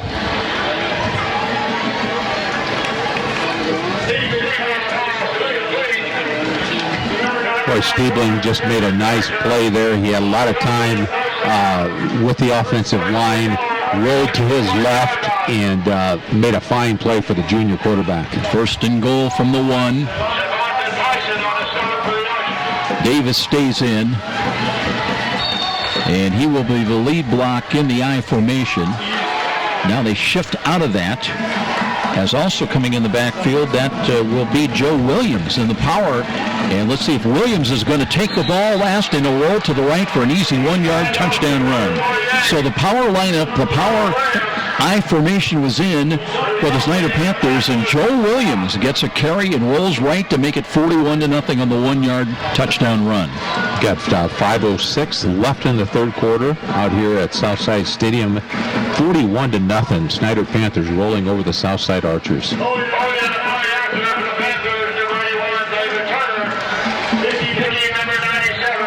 Well, the Panthers took over on a fumble recovery at the Southside 30, and now they get it into the end zone yet again. Snider might be short a man, or do they have too many men on the field? Play clock has not started. Kurt Tippmann having to go with a decision here. Colton Painter, the senior, 6'4", 185 pounds, started at quarterback, but Isaac Streebing, who came in late last week to beat Bishop Luers Knight, has been playing for most of the evening. Boosman in to attempt the extra point again. Right-footed kick is on the way, and that was curling a little bit. I tell you what, he's had a knack, though, of getting those line drive kicks just inside the uprights, and that's all that counts. So 42-0 Panthers, 5:06 on the clock remaining here in the third quarter. We'll be back. This is IHSAA football on Fox Sports, 1250 The Ticket. Next time you're downtown and needing to save your sweet tooth, you're just a few steps away from Rudy's, Fort Wayne's perfect location for stocking up on those famous brand gourmet chocolates that Summit City is famous for. Rudy's is located just catty corner from the main entrance to Parkview Field. In fact, Rudy's is a great place to meet up with friends before an event at the ballpark. There's even outside patio seating, ideal for relaxing after work. With a wide assortment of adult beverages and aromas to choose from as well, Rudy's, distinctly different in downtown Fort Wayne. And now, back to the stadium with IHSAA football on Fox Sports 1250, The Ticket.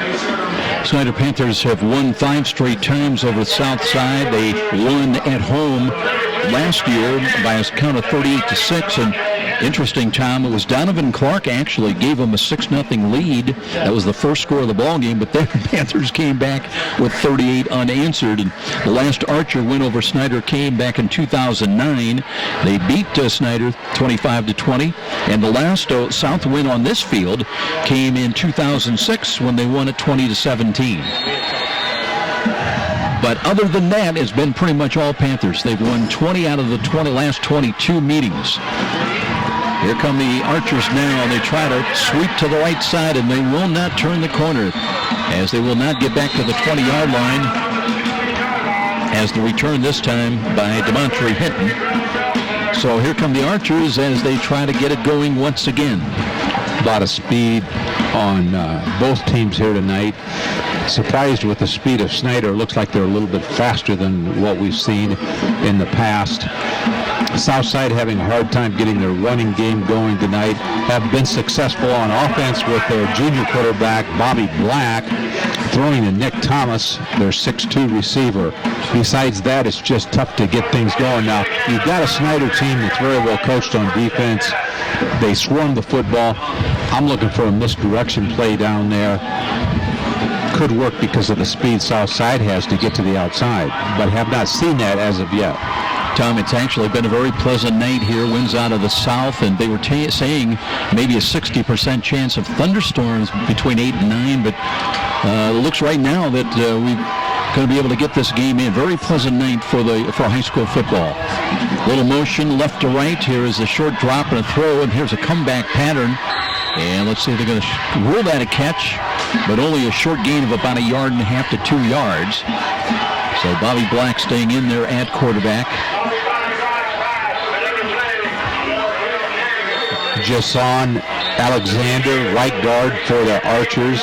Kyle Reichert up front. We've got Austin Kiesling, who's been in the game at center, who's got the snapping responsibilities tonight. Richard Madewell at left tackle. Terrell Moore at right tackle. Have their hands full against a experienced Snider defensive line led by big Matt Schwartz, 6'2", 260-pound senior.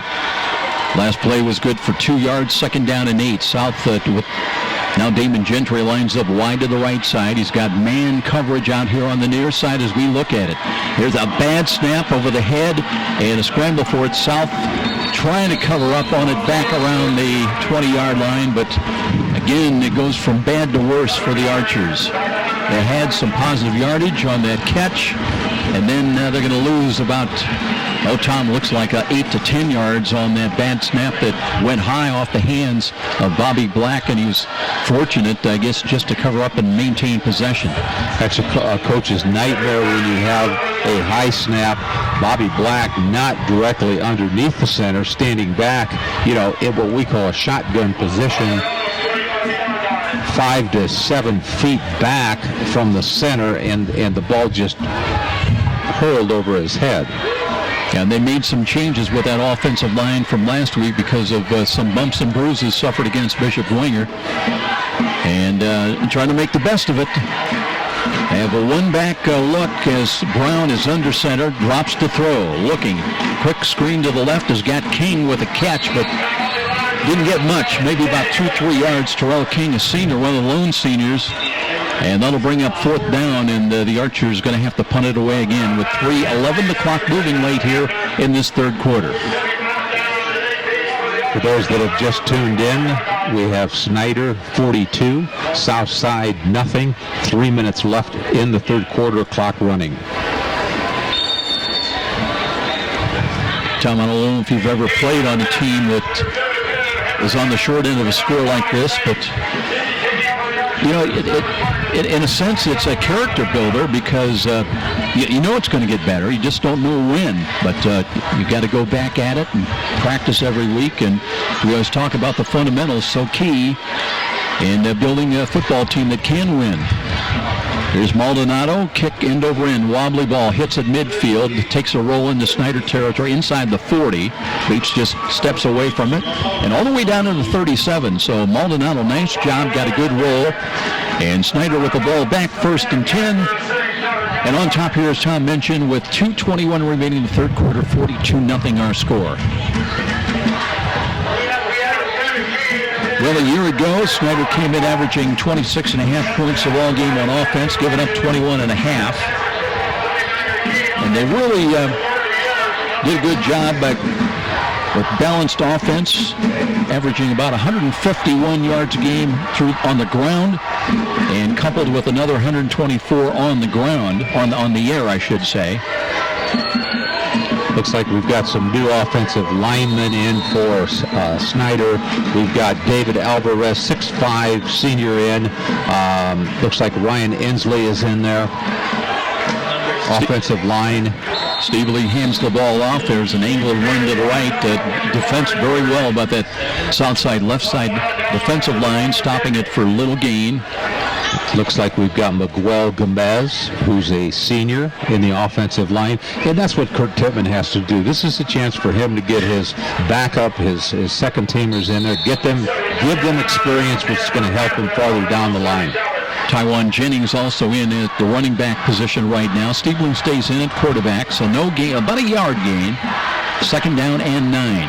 Stiebling under center, straight eye formation behind him. Looks, short drop, being pursued. Boy, he was fortunate to get away from Trevon Williams. I almost thought there was a hold there, but no penalty flag. Stiebling, though, quickly reacted, rolled to his right, and has positive yardage as he'll bring it out across the 40 to just about the 42-yard line. P.J. Scott now at a linebacker for Southside Archers. Nice open field tackle. P.J. Scott's had a couple of nice tackles here tonight for the Archers. Tom, I started to ask you in years past, either as a coach or a player, when you've absorbed something like this, what do you do during the week? How do you try to get the enthusiasm and focus back and looking ahead to next week? Well, it's very, very difficult, Joe. I went into a program up at Kalamazoo, Lloyd Norrix, and went into an 0-9 program and played St. Joe, Michigan, which is in the Western Conference there, out of the Michigan Lake Conference. And we were behind. One of my managers said, "Coach, you're going to be behind 35-0 at the end of the first quarter." Now it's 42-0 here in the third quarter, and we're behind 35-0 at the end of the first quarter. So I have been on the other end coaching, not necessarily playing. It's not a fun day. It's tough. It's really tough. It's not a fun day. No, it's not. By the way, Money Woods, I love this name. He's a young sophomore, 5'8", 160. He rolls to the right side and carries down and has the first down, but now there's penalty yardage tacked on as well. I thought there was maybe a horse collar tackle against outside that'll take the ball now down to the 26-yard line for the Panthers, threatening to add to their 42-0 lead. So Stiebling under center, still with the I formation. One wide either side of the field. Let's see if they keep it on the ground, and they do. And here's a run and slipping a tackle and a cross inside the 25. Another yard or two gained for the Panthers. I think Kurt Tippmann's going to try to keep it on the ground here, Joe. He's got a lot of new numbers in on the offensive line. Offensive line coach Russ Isaacs get a chance to see some of these new players. Keep it on the ground. Tywan Jennings back in as the tailback in the I formation, a gain of 3. And Steebling looking, hands it off to, once again, here is Taiwan Jennings, angled run to the left, and brings it down inside the 15-yard line and down close to the 10-yard line, so they do not lose much. Go to those backups. One player we're not seeing tonight, well, two players really. Talked about Alexander Reese, who played so well last week. I think he tied for the team lead in tackles with 9. He's out with a dislocated elbow, and they, when I asked about him, Tom, they said, well, he's out for a while. I'm guessing they'd love to have him back for the Penn game. Meanwhile, we've reached the end of the third quarter, 42-0. Snider Panthers on top here at Weicker Stadium. We'll be back with more of our fourth quarter action. This is IHSAA football on Fox Sports, 1250 The Ticket. So, those are the words you expect to hear when selling a home. And Rick Whitman from Century 21 Bradley can give your family the advice, expertise, and satisfaction to fit your needs in buying or selling a home. With Rick Whitman's 35+ years of experience, you'll find the effective method to accomplish your goals. Select the proper loan and feel the comfort of your new home. When you think real estate, think Rick Whitman at Century 21 Bradley. 260-704-6565. 704-6565. Be sure to ask for Rick. Did you know the IRS tax code now consists of nearly 80,000 pages of rules and regulations? It's enough to make you cry. But now there's real affordable help right here in Fort Wayne. Right through the Legal Aid. Financial management, taking flawless care of all your personal reporting, P&L, or even individual tax requirements. Give them a call. 260-459-2240. You'll sleep better at night being insured. Everything's taken care of. Walbrook Financial Management. And now, back to the stadium with Joe Parson and more IHSAA football on Fox Sports 1250, The Ticket. First and goal from the 9-yard line for the Snider Panthers. They're on top here, 42-0 at Weicker Stadium over the Southside Archers. As we head into this fourth quarter, let's see, Isaac Steebling has done a good job at quarterback. Let's see if they made a change, though, and I believe they have, as a new number is in there, and they run the ball. Taiwan Jennings in there with Money Woods. Here's a game down inside the 5, down to about the 2-yard line. A lot of new numbers already, Tom, and we'll have to go to the roster and check some of these out. Well, as we said before, Kurt Tipman is not trying to run the score up here. He's got his substitutes in, which he should. Steebling is the only player I see that's been in there most of the game. We do not have a number 27 on the roster for Snider, so he's in at quarterback right now. We'll see if we can figure out who that is. They do have the up back as Taiwan Jennings, and Money Woods is the tailback. But let's see if we can figure out who that is at quarterback. Well, we've got a Demarius Woodley at number 27. Is that who's in the game there? It looks like on the roster.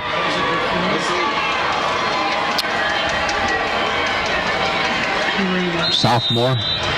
I'm not sure if that is Demarius. I don't know. The roster I have it eliminates 27, but it will be a touchdown run to increase the lead to 48-0 now here at the 11-18 mark. So the Panthers getting a lot of new numbers in, as we mentioned, and some of them we may or may not have. Even the Snider coaches couldn't help us on that one. And let's see, I think we're going to have a new kicker in as well. Guzman has done a great job so far tonight. Turner, we know, is the holder. Right-footed kick is on the way. And this might be Trent Morgan in there. He's one of their kickers. And the conversion is good. So 49-0 Snider. They tack on 7. And we'll be back here. This is IHSAA football on Fox Sports, 1250 The Ticket. Home Mortgage has been built upon a legacy of making the dreams of home ownership a reality. Loan officers Doug and Julie Carroll are proud to help you establish your roots. They understand that every borrower is different, and they work hard to get you a mortgage that fits your needs, whether it's conventional, FHA, new construction, first-time home buyer, USDA, or refinance. Call the Carroll team at 497-0800 to find out which program is right for you. When you need a mortgage that is simple and straightforward from a hometown name you can trust, call Doug and Julie Carroll at Ruoff Home Mortgage. You're listening to the High School Football Game of the Week on WGL Fort Wayne, Fox Sports 1250, The Ticket. And now, back to the action with Joe Parson. Well, it's been a long night so far for Roosevelt Northlead and the Southside Archers. They started out last week against Bishop Dwenger and took it on the chin with a 52-6 loss, and right now they're down 49-0. And still 11 minutes and change on the clock here in this fourth quarter. And it doesn't get any easier next week at Bishop Luers. End-over-end kick is chased down inside the 10 at 9. Here's King looking for some running room. Or check it. That time they returned by DeMontre Hinton. And every time they try to run wide, and they think they've got the speed, but hey, guess what? So does Snider, and that just does not work out at all well tonight either way. Snider has tremendous speed in their outside positions, their perimeter positions. Cornerbacks have been supporting well tonight. Just Snider is swarming all over the football field. Southside has had a very difficult time trying to establish the run here tonight. Just cannot do it against that stalwart defense of the Snider Panthers. Bobby Black has had some success with short passes, 15 to 20 yards. His favorite receiver, Nick Thomas, but just can't seem to get that rhythm going and that timing going on offense. It's kind of one of these deals where they take one or two steps forward and then two or three back. You know, they've had some gains. They've hit some quick slants tonight, and then, you know, a bad snap, a penalty. Just they've not been able to build on success. Play clock is down to 14. There was some problem for the Archers getting the right personnel, and Damon Gentry does come in. He's wide to the left as we look at Bobby Black under center. And with the I formation, they'll run the ball. And Cameron Joyner wrapped up and right at the 5, maybe to the 6-yard line. Give him another yard. So it'll be second down and still 10. Not much there in the middle when you're running against, and it doesn't matter, you know, Matt Swartz and Ryan Peasley to start the ball game. 27 is Malik Wilson. Malik Wilson. 27 is Malik Wilson. Malik Wilson, we've told that last quarterback, so we'll make a note of that. And here we go on second down, and here's that little nice play by Cameron Joyner. Spinned and spun away from a would-be tackler across the 10 all the way up to the 15 to the 16-yard line, and let's see if he's got enough yardage for a first down. I'll tell you what, Tom, I said when I saw him in practice, Southside were a bunch of tough kids, and that's a tough run that time by Cameron Joyner. C.J. Kelsall, outside, inside linebacker, new face in there for the Snider Panthers. Looks like we've got Nick Thomas back at free safety. They're short of the first. Now, they did pick up a first down. They finally moved the chain. So with 10:05 remaining, it'll be first down and 10. Pistol alignment once again for Bobby Black, and that one shoots through his legs. Southside falls on it, but all the way back inside the 10 to the 7-yard line. And it just has not been pleasant tonight. And no, it hasn't. When it rains, it pours. It's not getting any better for Southside. Javonta Tyson looks like a new face in for the Snider Panthers out of corner, trying to get some of these numbers in there. Marcelin Hairston, who also plays wide receiver, is in at outside linebacker for the Panthers. And Tom, you know, they had that Cameron Joyner run. They had a first down. Now they lose 9 yards. Joyner stays in as the running back lined up behind Bobby Black. Now he comes in under center. Black waiting for that snap, and short drop, looks left, throws a quick slant. Gentry could not hold on. Hit him right at the top of the shoulder pads. And that he had to cover it that time was provided by Taj Starks. Lucas Isley in at linebacker for the Panthers. See one of the Isley brothers? He could be. We still see Javonte sorry, Williams in there, trying to get some new faces there. So Snider is substituting on both offense and defense. They do not have their starters in. I waited all night, Tom, to use that one. 49, you did. Damatri just at the right time, too, Joe. Damatri hitting checks into the ball game. It is 3rd and 19, though, and South needs a big play right now. They've got motion from right to left by King behind the line of scrimmage. Black drops the throw, steps up. He's got running room. Now looking, is picked up, cuts to the outside, and dropped across the 10 at the 11-yard line. Promising run, but, again, Snider was just daring them. They were playing off and waiting for the commit, whether it was going to be a pass or a run, and then they converged on Bobby Black to stop him, and it'll be 4th down and still about 12. Whether you're a quarterback, a running back, or a wide receiver, you have to have a supporting cast when you're running the football. Bobby Black had no supporting cast out there, just running, basically without any blockers in the open field. You can't do that against a swarming defense like Snider. Maldonato's got a punt yet again. He waits right at the goal line, about the 1. 2-kick return is back for Snider now. The clock is down to 8:22 time remaining. Got the kick away, end over end. That'll be fielded and a fair catch called at the 42-yard line of Southside.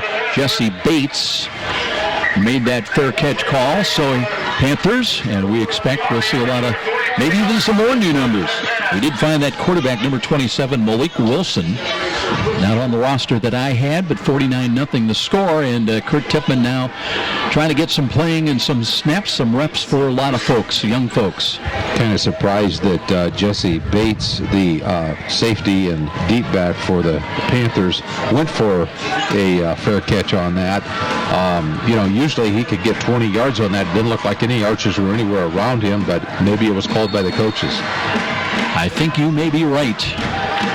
Clock is moving once again. Let's see if it's Wilson in there at quarterback. I believe it is. And he'll look to hand the ball off. And here's an angle run to the right. Looking for some running room. The carries inside the 40 to the 39-yard line. And last getting off that pile is going to be Money Woods. 2 carries last week for a yard, and he did have some playing minutes a year ago, Tom. Money Woods, now a sophomore, so even as a freshman, he had 3 carries and 19 yards a year ago. A lot of new numbers in there. Justin Munoz seeing some action, 260-pound junior in at one of the tackle spots. Gain of 3, 2nd down and 7. Wilson in under center, straight I formation, gives it on the option run to the right. Here's Wilson. Wilson looking for a block, has to carry it out of bounds. Really could not turn the corner. That was well contained by Southside. Ronnie Barnett came up and run support defensively.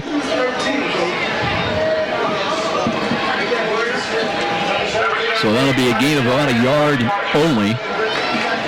Clock did stop as Wilson stepped out of bounds, so it's at the 38-yard line. Elmer Moore, Jr. for Southside in at defensive tackle. Could be lining up at the nose position. Alexander Taylor is in a 5'9" wideout to the left side. Now they show a power I formation. Here's a blast play up the middle. And Woods he thought he was on his way. And all of a sudden, he ran into Trevon Williams. And what looked like maybe a 1st down carry was good for only a couple of yards, and that was a heavy collision. It was a heavy hit. Trevon Williams is coming off the football field. He hit his offensive runner so hard that he seemed to have the wind knocked out of him. He's out of the game here, Trevon Williams. But what a tackle. And he has been impressive tonight. One of the few bright spots that Southside has had. He showed quickness. He's had a nose for the football. 7:18 left in the 4th quarter. Snider Panthers 49, Southside Archers nothing. And I think Snider maybe short. Again, Trent Morgan is in the punt and raising his hands up. Something's not right. Well, they've not started the play clock, so it doesn't have to worry about that running out on him. Morgan now waits back at the Snider 49 to punt this ball away. Southside wasn't buying punt. They brought everybody up tight, but now they'll drop one back in punt formation, punt return. Left-footed kick by Trent Morgan. Angles left side will hit at inside the 15-yard line, and they're trying to keep it from going into the end zone, and they do. Back again around the 2-yard line is where it finally comes to a stop. So Southside, a couple of times tonight, Tommy, they've started inside the 5. Once I remember at the 1, and it won't be a lot to cheer about on this? Well, they're going to move it up to about the 3-yard line, I guess. Well, we've talked about field position all night. Snider has had the field position, locking Southside inside their own 20-yard line many times here tonight. Southside just cannot get out of that end zone, playing zone. They're on offense now. The ball is laying at the 7 or 8 yard line of Southside, so they are once again pinned back by the goalpost and can't get out of there. I know you're trying to help them, Tom, but it's back around the 2. No, is it on the 2? So here they go. And Dennis Johnson has come back in at quarterback. They just have a forward push, trying to get what they can, a little more breathing room. And they do get, he got it out to the 4. And maybe even close to the 5. Nose of the football just short of the 5-yard line. Second down and let's call it 7. New coach at Southside, Roosevelt Norfleet, has taken over the Southside Archers coming from Elmhurst High School. Of course, we all know Elmhurst closed. So Roosevelt Norfleet has been around coaching for a long time. Says his assets are his character and how he could work with the kids.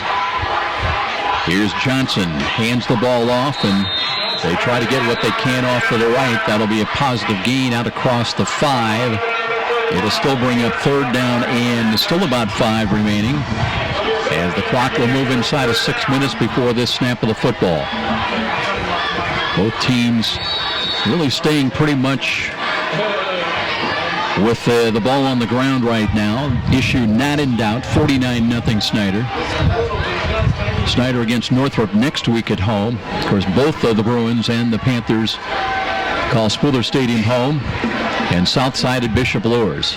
3rd and 5. Dennis Johnson under center. One back lined up behind him and wants to throw. Looks, throws over the middle, and that's wide and incomplete. Intended for Damon Gentry, but almost intercepted by Michael Till, a senior defensive back who's in the ball game for the Snider Panthers. So once again, the Southside will have to punt the ball away, and Snider will have excellent field position to work with. We'll see if Snider is going to try to run this or go for a fair catch. We saw Jesse Bates go for the fair catch the last time. Maybe the coaches just don't want to run the score up, and they're telling these defensive punt returners or offensive punt returners just to go for a fair catch. Maldonado back inside. In fact, he's a couple of yards deep into the end zone. High snap, but he's got it. No rush. Got the kick away. High end over end. That'll be fielded, and it'll be a fair catch again, called by Hippenhammer at the 37-yard line. Earlier we talked about Alexander Reese. What a great family of athletes. That name very synonymous, very familiar with football prowess, and suffered a dislocated elbow last week in the win over Bishop Luers. He's going to be out for a while, is the way they termed it. And another injury, that player did not play tonight, Eric Cirillo, another running back, backs up Billingsley. And he's been battling a hamstring. He is dressed tonight, but Kurt Tippmann was hoping he would keep him out, and so far has. 1st and 10. Malik Wilson still in there at quarterback. Deep handoff, and here's a run. Moneywood starts left, turned away, reverses back to the right, tripped up, kept his footing, cuts back to the left side again, gets away from one, and he's down at the 42-yard line. He ran about 28 yards and lost ultimately about 4. Joe, you talk about the Reeses. The Reeses have been around many, many years. Back when I played at Central Catholic, must have been something like 40 years ago, we had the Reeses at Central. Always a good athletic family. They're like the Billingsleys. The Billingsleys have been around for football a long time. It's amazing when you look back over the years, some of the names. The Lapsley sticks out. Great and Bolliards, and it just goes on. Here's a run to the right side again. I believe that was Woods again, got the call, brings it to the 36. So he got a lot of that lost yardage back, but it will bring up third down and 8. And now we're down to 4:27 time remaining in this ball game. Hope you can join us. We'll be at Homestead next Friday night. Our Friday Night Lights feature will have the Spartans taking on the East Noble Knights. And You can expect a lot of fireworks in that one. Both teams, a lot of hard hitting, but also very capable offenses. Here we go now on third down, and let's call it 7. Straight I formation for the Panthers. Play action fake. No, they did hand the ball off, and they will not pick up the first down or be, well, let's see. They do have the carries to the 30-yard line. Looks like they'll be short. This is low, and they may spot that ball just inside the 30. You know, one of the things I've been I guess, impressed about tonight, that we've not had an injury timeout. A couple of players have, limped out on their own power, but a lot of times on sticky nights you get cramps. But so far we've been able to avoid that with 3:27 remaining. It'll be 4th down and 2. Deep handoff again, and a run to the left side. They cut it up to about the 27-yard line. Let's see who that is, and is that Jaquan Eldridge, I believe, now getting a chance. They do convert, so Snider keeps the possession of the football. They'll have it 1st down. Snider coming into the football game tonight with a win over Bishop Lures. Bishop Lures leading in the ball game, anywhere from 7 to 10 minutes left in the ball game last week, and Snider pulls out a victory coming in tonight, 49-0 with 3 minutes left on the clock here in the 4th quarter. Wilson under center again, ready to keep that clock moving, and hands it off to Tywan Jennings. Breaks a tackle now. Has one man to beat as he carries tacklers inside the 10 and down to about the 7-yard line. What a run by Tywan Jennings. Once again, a nice running back for the Snider Panthers. And that's a luxury to have so many good running backs that Kurt Tippmann has. He's got 2 stalwart quarterbacks with Colton Painter and Steeving here tonight. Good receivers, a lot of depth on offense and defense. It'll be 1st and goal now for the Panthers. 1st and goal from the 8-yard line of the Archers. Clock under 3 minutes, time remaining. And they're taking plenty of time in the huddle. They've not broken the huddle. Now they come up to the line of scrimmage. Play clock is down to 7. And they may just take a knee right here. Looks like Hippenhammer's going to drop back and prevent, and Wilson just takes a knee and trying to let that clock go and let this one go in the books as a 49-0 victory. One of the Snider coaches came across the field and had a pretty good time, Tommy. Yeah, I see Kurt Tippmann genuflecting over on the other side of the field, so he wants him to take a knee, which he's going to do. Wilson again just takes the right-footed knee. The clock will keep moving with 2:30 now remaining in this ball game. And you got to pat Kurt Tippmann on the back for this. He doesn't want to run up the score. He could have a couple more scores here tonight, but he's kept it on the ground, wants to run it out and gives respect to Southside. Both teams have played hard here tonight. Like you said, we haven't had any injuries. It's just that Snider has dominated with their athletes both on offense and defense. And they'll get back to business early next week and talk about coaches have a knack of focusing on what went wrong. And there were plenty of things that went wrong for Snider, especially at the early part of the ball game, fumbles. But again, when you got those skill position players, both sides, offense and defense, and Jesse Bates with a big interception, that if there left any doubt for Snider that maybe, Roosevelt Northfleet had a big win some years ago against Dwenger. Could it be happening again tonight? Well, Jesse Bates with that 79-yard touchdown on the interception kind of took the wind out of the Archer's sails right then and there. He sure did. Well, we're down to a minute 23 clock, still moving. And it will be still 4th down, so trying to take that play clock down almost. In fact, they might even be willing to take a penalty right here. We're down to 10. Roosevelt Northfleet, the new head coach for the Southside Archers, coming in here tonight, trying to rebuild the program at Southside. Was the head coach over at Elmhurst High School that, as we all know, recently closed down. So the 4th down stop will give the ball back to Southside with exactly 1 minute time remaining. Cameron Joyner, he's played well, had some good runs here tonight. Probably, as you go back and dissect this game, one of the problems they did not get the ball in the hands of Nick Thomas enough. Damon Gentry, likewise. Those are their playmakers. They've got to get the ball on the outside of them with the quick slants. And, Joyner with some runs, but as good as a running back as you may be, you've got to have a hole. Otherwise, I don't care how good you are, you're not going very far.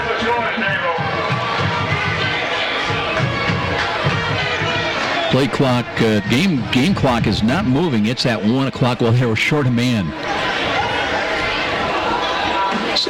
That's been one of the problems tonight. Both teams have been short on some substitution changes. Play clock is down to 0, and I don't think they're going to call a penalty, or are they? The officials do throw a penalty flag, delay a game. Looks like the center for Southside, they did not have a center. Corey Shadow looks like he went in as a center position man. There's a situation where I'd rather see the officials realize the situation. It's 49-0, a minute to go. Just keep the flag in the pants, let them play the final play probably of this ball game. And they'll run the ball again, and not much there, as again Snider stacks that up as they got Cody Keller in there defensively, and Snider does not lose much, do they, Tom, when you go 2 deep, 3 deep in their depth chart, especially defensively. They just, they're well schooled on fundamentals and technique. Yeah, we've got quite a few new numbers in there, and that helps Snider as they go on later in the season here. But Kurt Tippmann does have the luxury of having a lot of substitute players in all positions. And apparently no quarterback controversy because they each have their roles. Colton Painter started, looked good, played well, but Isaac Stiebling came in and make big plays again here tonight. As there's a run up the middle, and that'll be short of the first down. And that will be the final play of this ball game. So it's going to go into the books, a 49-0 victory for the Snider Panthers. They came in ranked number 2 in Class 5A by Associated Press. And in the coaches poll, I believe they're also ranked. No, they were number 3 in the coaches poll. And 5-1 on the road a year ago. The Snider Panthers left no doubt here tonight as they scored 14 points in each of the first 3 quarters, and they cruise home to a 49-0 victory. We'll take a 3-minute timeout. We'll be back with more of our post-game coverage, and we'll tune in on our Walburn Financial Management post-game show when we come back to Weicker Stadium. 49-0 the final score. This is IHSAA football on Fox Sports 1250, The Ticket. And that includes our pets. AeroSense can give your pet dog the protection you want, along with the freedom to roam that your pooch wants. Using Aero's Dog Watch Hidden Fence. Far cheaper, yet far more versatile than most traditional fences. Aero's new Dog Watch Hidden Fence uses a simple learning program through an electric signal beamed to your dog's collar that gives an alert when he is reaching property boundaries. It's safe, simple, effective, affordable protection for Poochie. Call AeroFence at 260-471-PETS. The Dog Watch Hidden Fence, your dog's best bet, giving him freedom to roam. Trust the doctors at the IPFW Athletics and the Fort Wayne Comets Trust. Aaron Chiropractic is well known for providing quality yet cost-effective care for sports injuries, muscle, or joint problems. They're one of the only clinics in the region to provide its patients with pain relief utilizing numerous therapies, including acupuncture, massage, and rehabilitation. Aaron Chiropractic is conveniently located in Northeast Fort Wayne. Find us on the web at aaronchiro.com or call 492-8811 to schedule an appointment.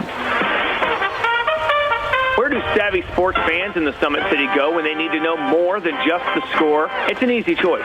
No other media outlet covers the local sports scene like the Journal-Gazette. You get 7-day sideline coverage from the area's most experienced and knowledgeable sports staff. It's a commitment to Fort Wayne that the Journal-Gazette takes very seriously. When you need to know the story behind the story, nobody delivers the goods each morning like the Journal-Gazette.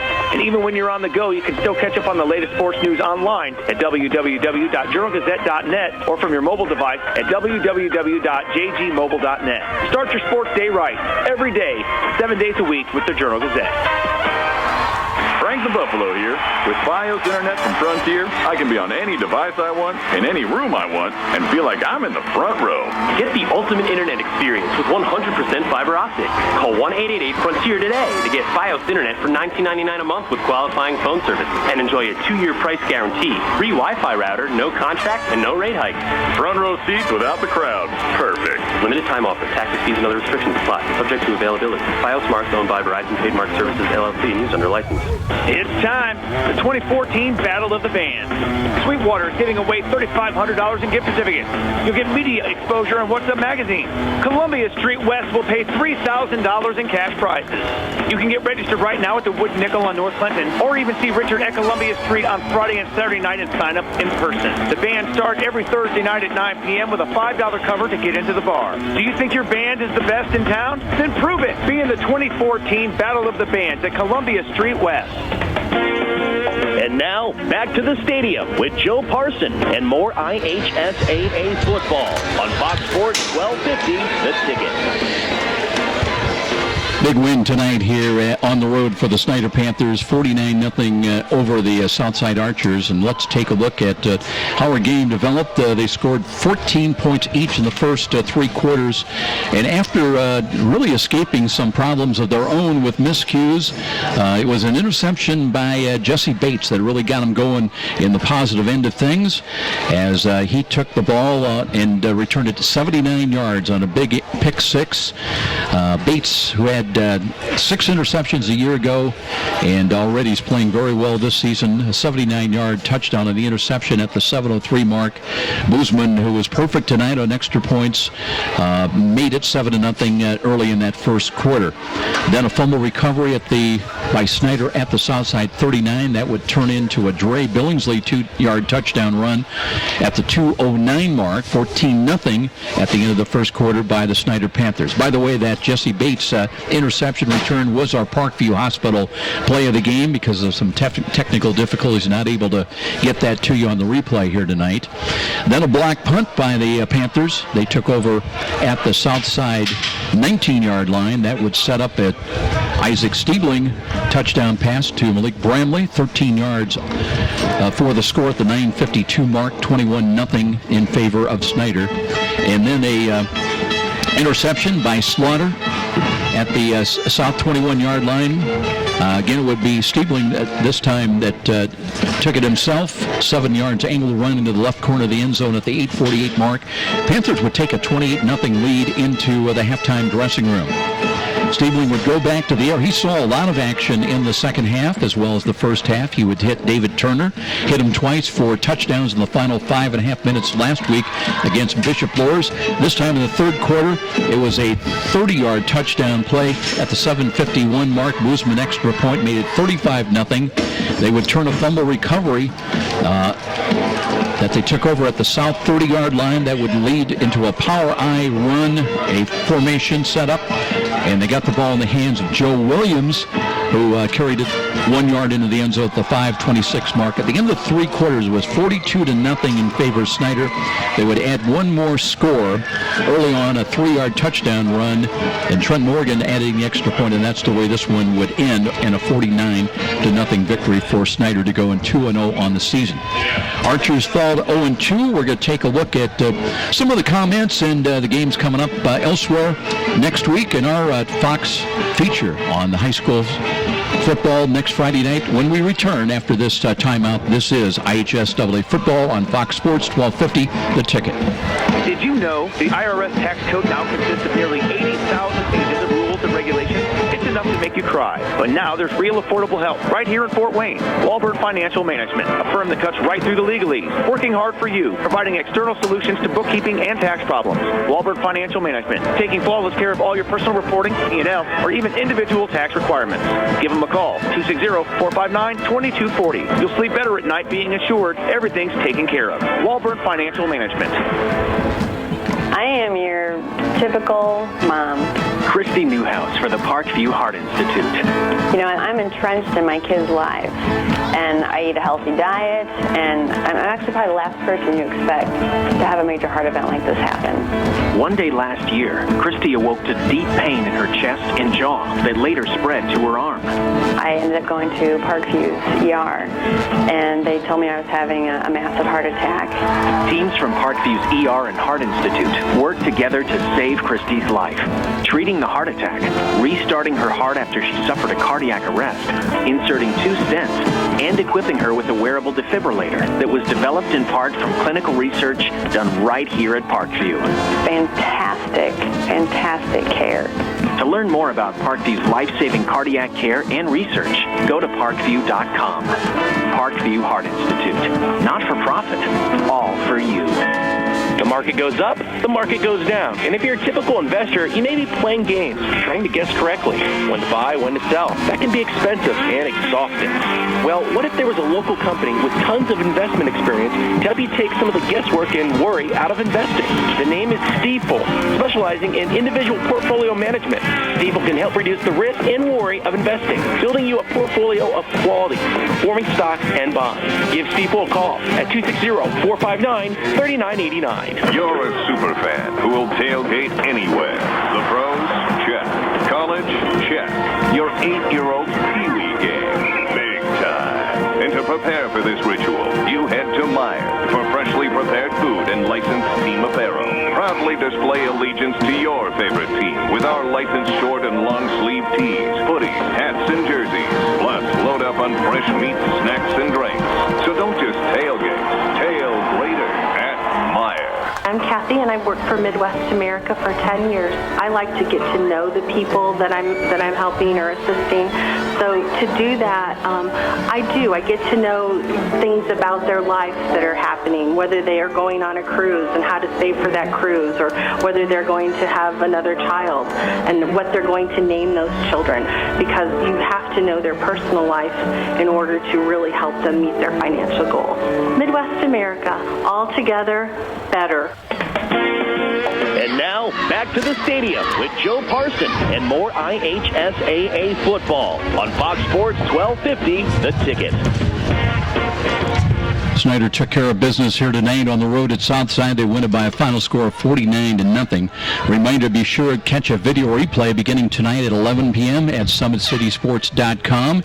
You can catch highlights and plus other games coverage coming up a little bit later on tonight. And Tom, the Snider Panthers, again, Kurt Tippmann will focus on what do we need to do to improve? How do we eliminate mistakes? And 49-0 is nice, but there's still some room for a lot of work yet to be done.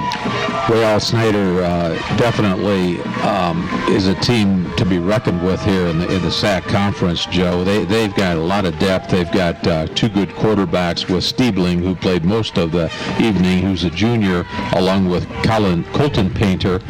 He's got good running backs, swarming defense. He's got to look at some of the mistakes they made, but I think all in all, Southside kind of shot themselves in the foot tonight with a lot of mistakes. Just not being able to hold on to the football, not being able to get out of their bad field positioning, and not being able to establish a running game here tonight against Snider.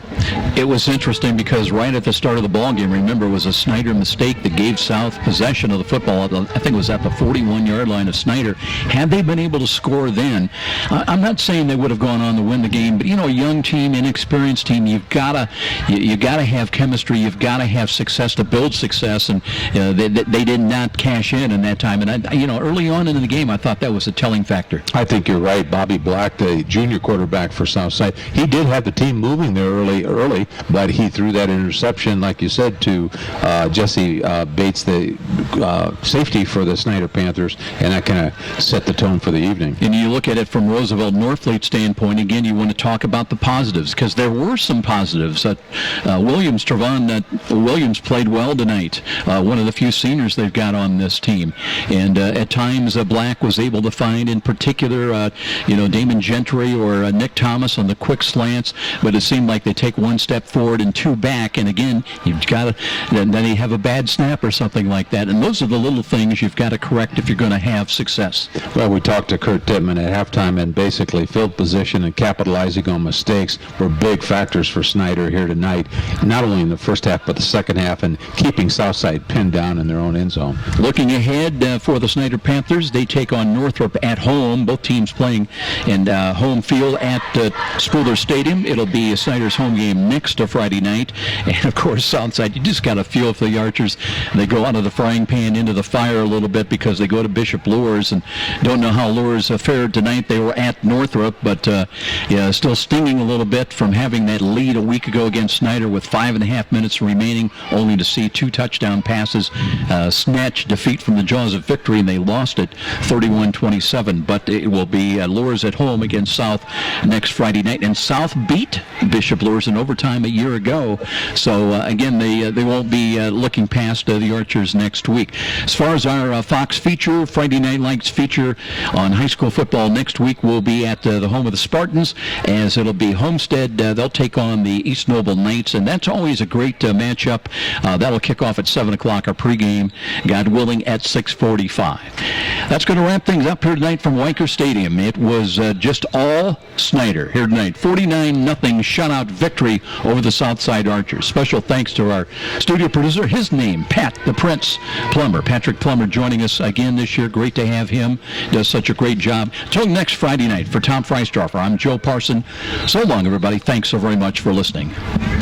From humble roots some 30 years ago, the name Ruoff Home Mortgage has been built upon a legacy of making the dreams of home ownership a reality. Loan officers Doug and Julie Carroll are proud to help you establish your roots. They understand that every borrower is different, and they work hard to get you a mortgage that fits your needs, whether it's conventional, FHA, new construction, first-time home buyer, USDA, or refinance. Call the Carroll team at 497-0800 to find out which program is right for you. When you need a mortgage that is simple and straightforward from a hometown name you can trust, call Doug and Julie Carroll at Ruoff Home Mortgage. Trust the doctors at the IPFW Athletics and the Fort Wayne Comets Trust. Aaron Chiropractic is well known for providing quality yet cost-effective care for sports injuries, muscle, or joint problems. They're one of the only clinics in the region to provide its patients with pain relief utilizing numerous therapies, including acupuncture, massage, and rehabilitation. Aaron Chiropractic is conveniently located in Northeast Fort Wayne. Find us on the web at aaronchiro.com or call 492-8811 to schedule an appointment. Where do savvy sports fans in the Summit City go when they need to know more than just the score? It's an easy choice. No other media outlet covers the local sports team like the Journal-Gazette. You get 7-day sideline coverage from the area's most experienced and knowledgeable sports staff. It's a commitment to Fort Wayne that the Journal-Gazette takes very seriously. When you need to know the story behind the story, nobody delivers the goods each morning like the Journal-Gazette. And even when you're on the go, you can still catch up on the latest sports news online at www.journalgazette.net or from your mobile device at www.jgmobile.net. Start your sports day right, every day, 7 days a week with the Journal-Gazette. Frank the Buffalo here. With Fios Internet from Frontier, I can be on any device I want, in any room I want, and feel like I'm in the front row. Get the ultimate internet experience with 100% fiber optic. Call 1-888-FRONTIER today to get Fios Internet for $19.99 a month with qualifying phone service and enjoy a 2-year price guarantee, free Wi-Fi router, no contract, and no rate hikes. Front row seats without the crowd. Perfect. Limited time offer. Taxes, fees, and other restrictions apply. Subject to availability. Fios Marks owned by Verizon Trademark Services, LLC, and used under license. It's time. The 2014 Battle of the Bands. Sweetwater is giving away $3,500 in gift certificates. You'll get media exposure on What's Up magazine. Columbia Street West will pay $3,000 in cash prizes. You can get registered right now at the Wood Nickel on North Clinton, or even see Richard at Columbia Street on Friday and Saturday night and sign up in person. The band starts every Thursday night at 9 p.m. with a $5 cover to get into the bar. Do you think your band is the best in town? Then prove it. Be in the 2014 Battle of the Bands at Columbia Street West. Hi, this is Charlie Momper from Momper Insulation. After last winter's brutal temperatures and record-breaking wind chills, it's not too early to start thinking about adding insulation to your attic, sidewalls, and crawl space. By adding additional insulation, you can cut your energy costs up to 30%. Call Momper Insulation today at 432-7543. Momper, the #1 name in insulation since 1956. Miss a great high school game recently? Or simply want to revisit that game-changing electric play that turned everything all around? Well, now there's a great new opportunity to do just that. Catch all the exciting action of our live radio broadcast simply by visiting SummitCitySports.com after our game broadcast. Plus, many other high school sports highlights to choose from as well. It's all new and available now at SummitCitySports.com. The market goes up, the market goes down. And if you're a typical investor, you may be playing games, trying to guess correctly when to buy, when to sell. That can be expensive and exhausting. Well, what if there was a local company with tons of investment experience to help you take some of the guesswork and worry out of investing? The name is Stifel, specializing in individual portfolio management. Stifel can help reduce the risk and worry of investing, building you a portfolio of quality, performing stocks and bonds. Give Stifel a call at 260-459-3989. You've been listening to IHSAA Football, presented by Parkview Hospital Randalia, your resource for health, and Fox Sports 1250, The Ticket. Proud sponsors of tonight's game also include Meyer, where you get higher standards and lower prices.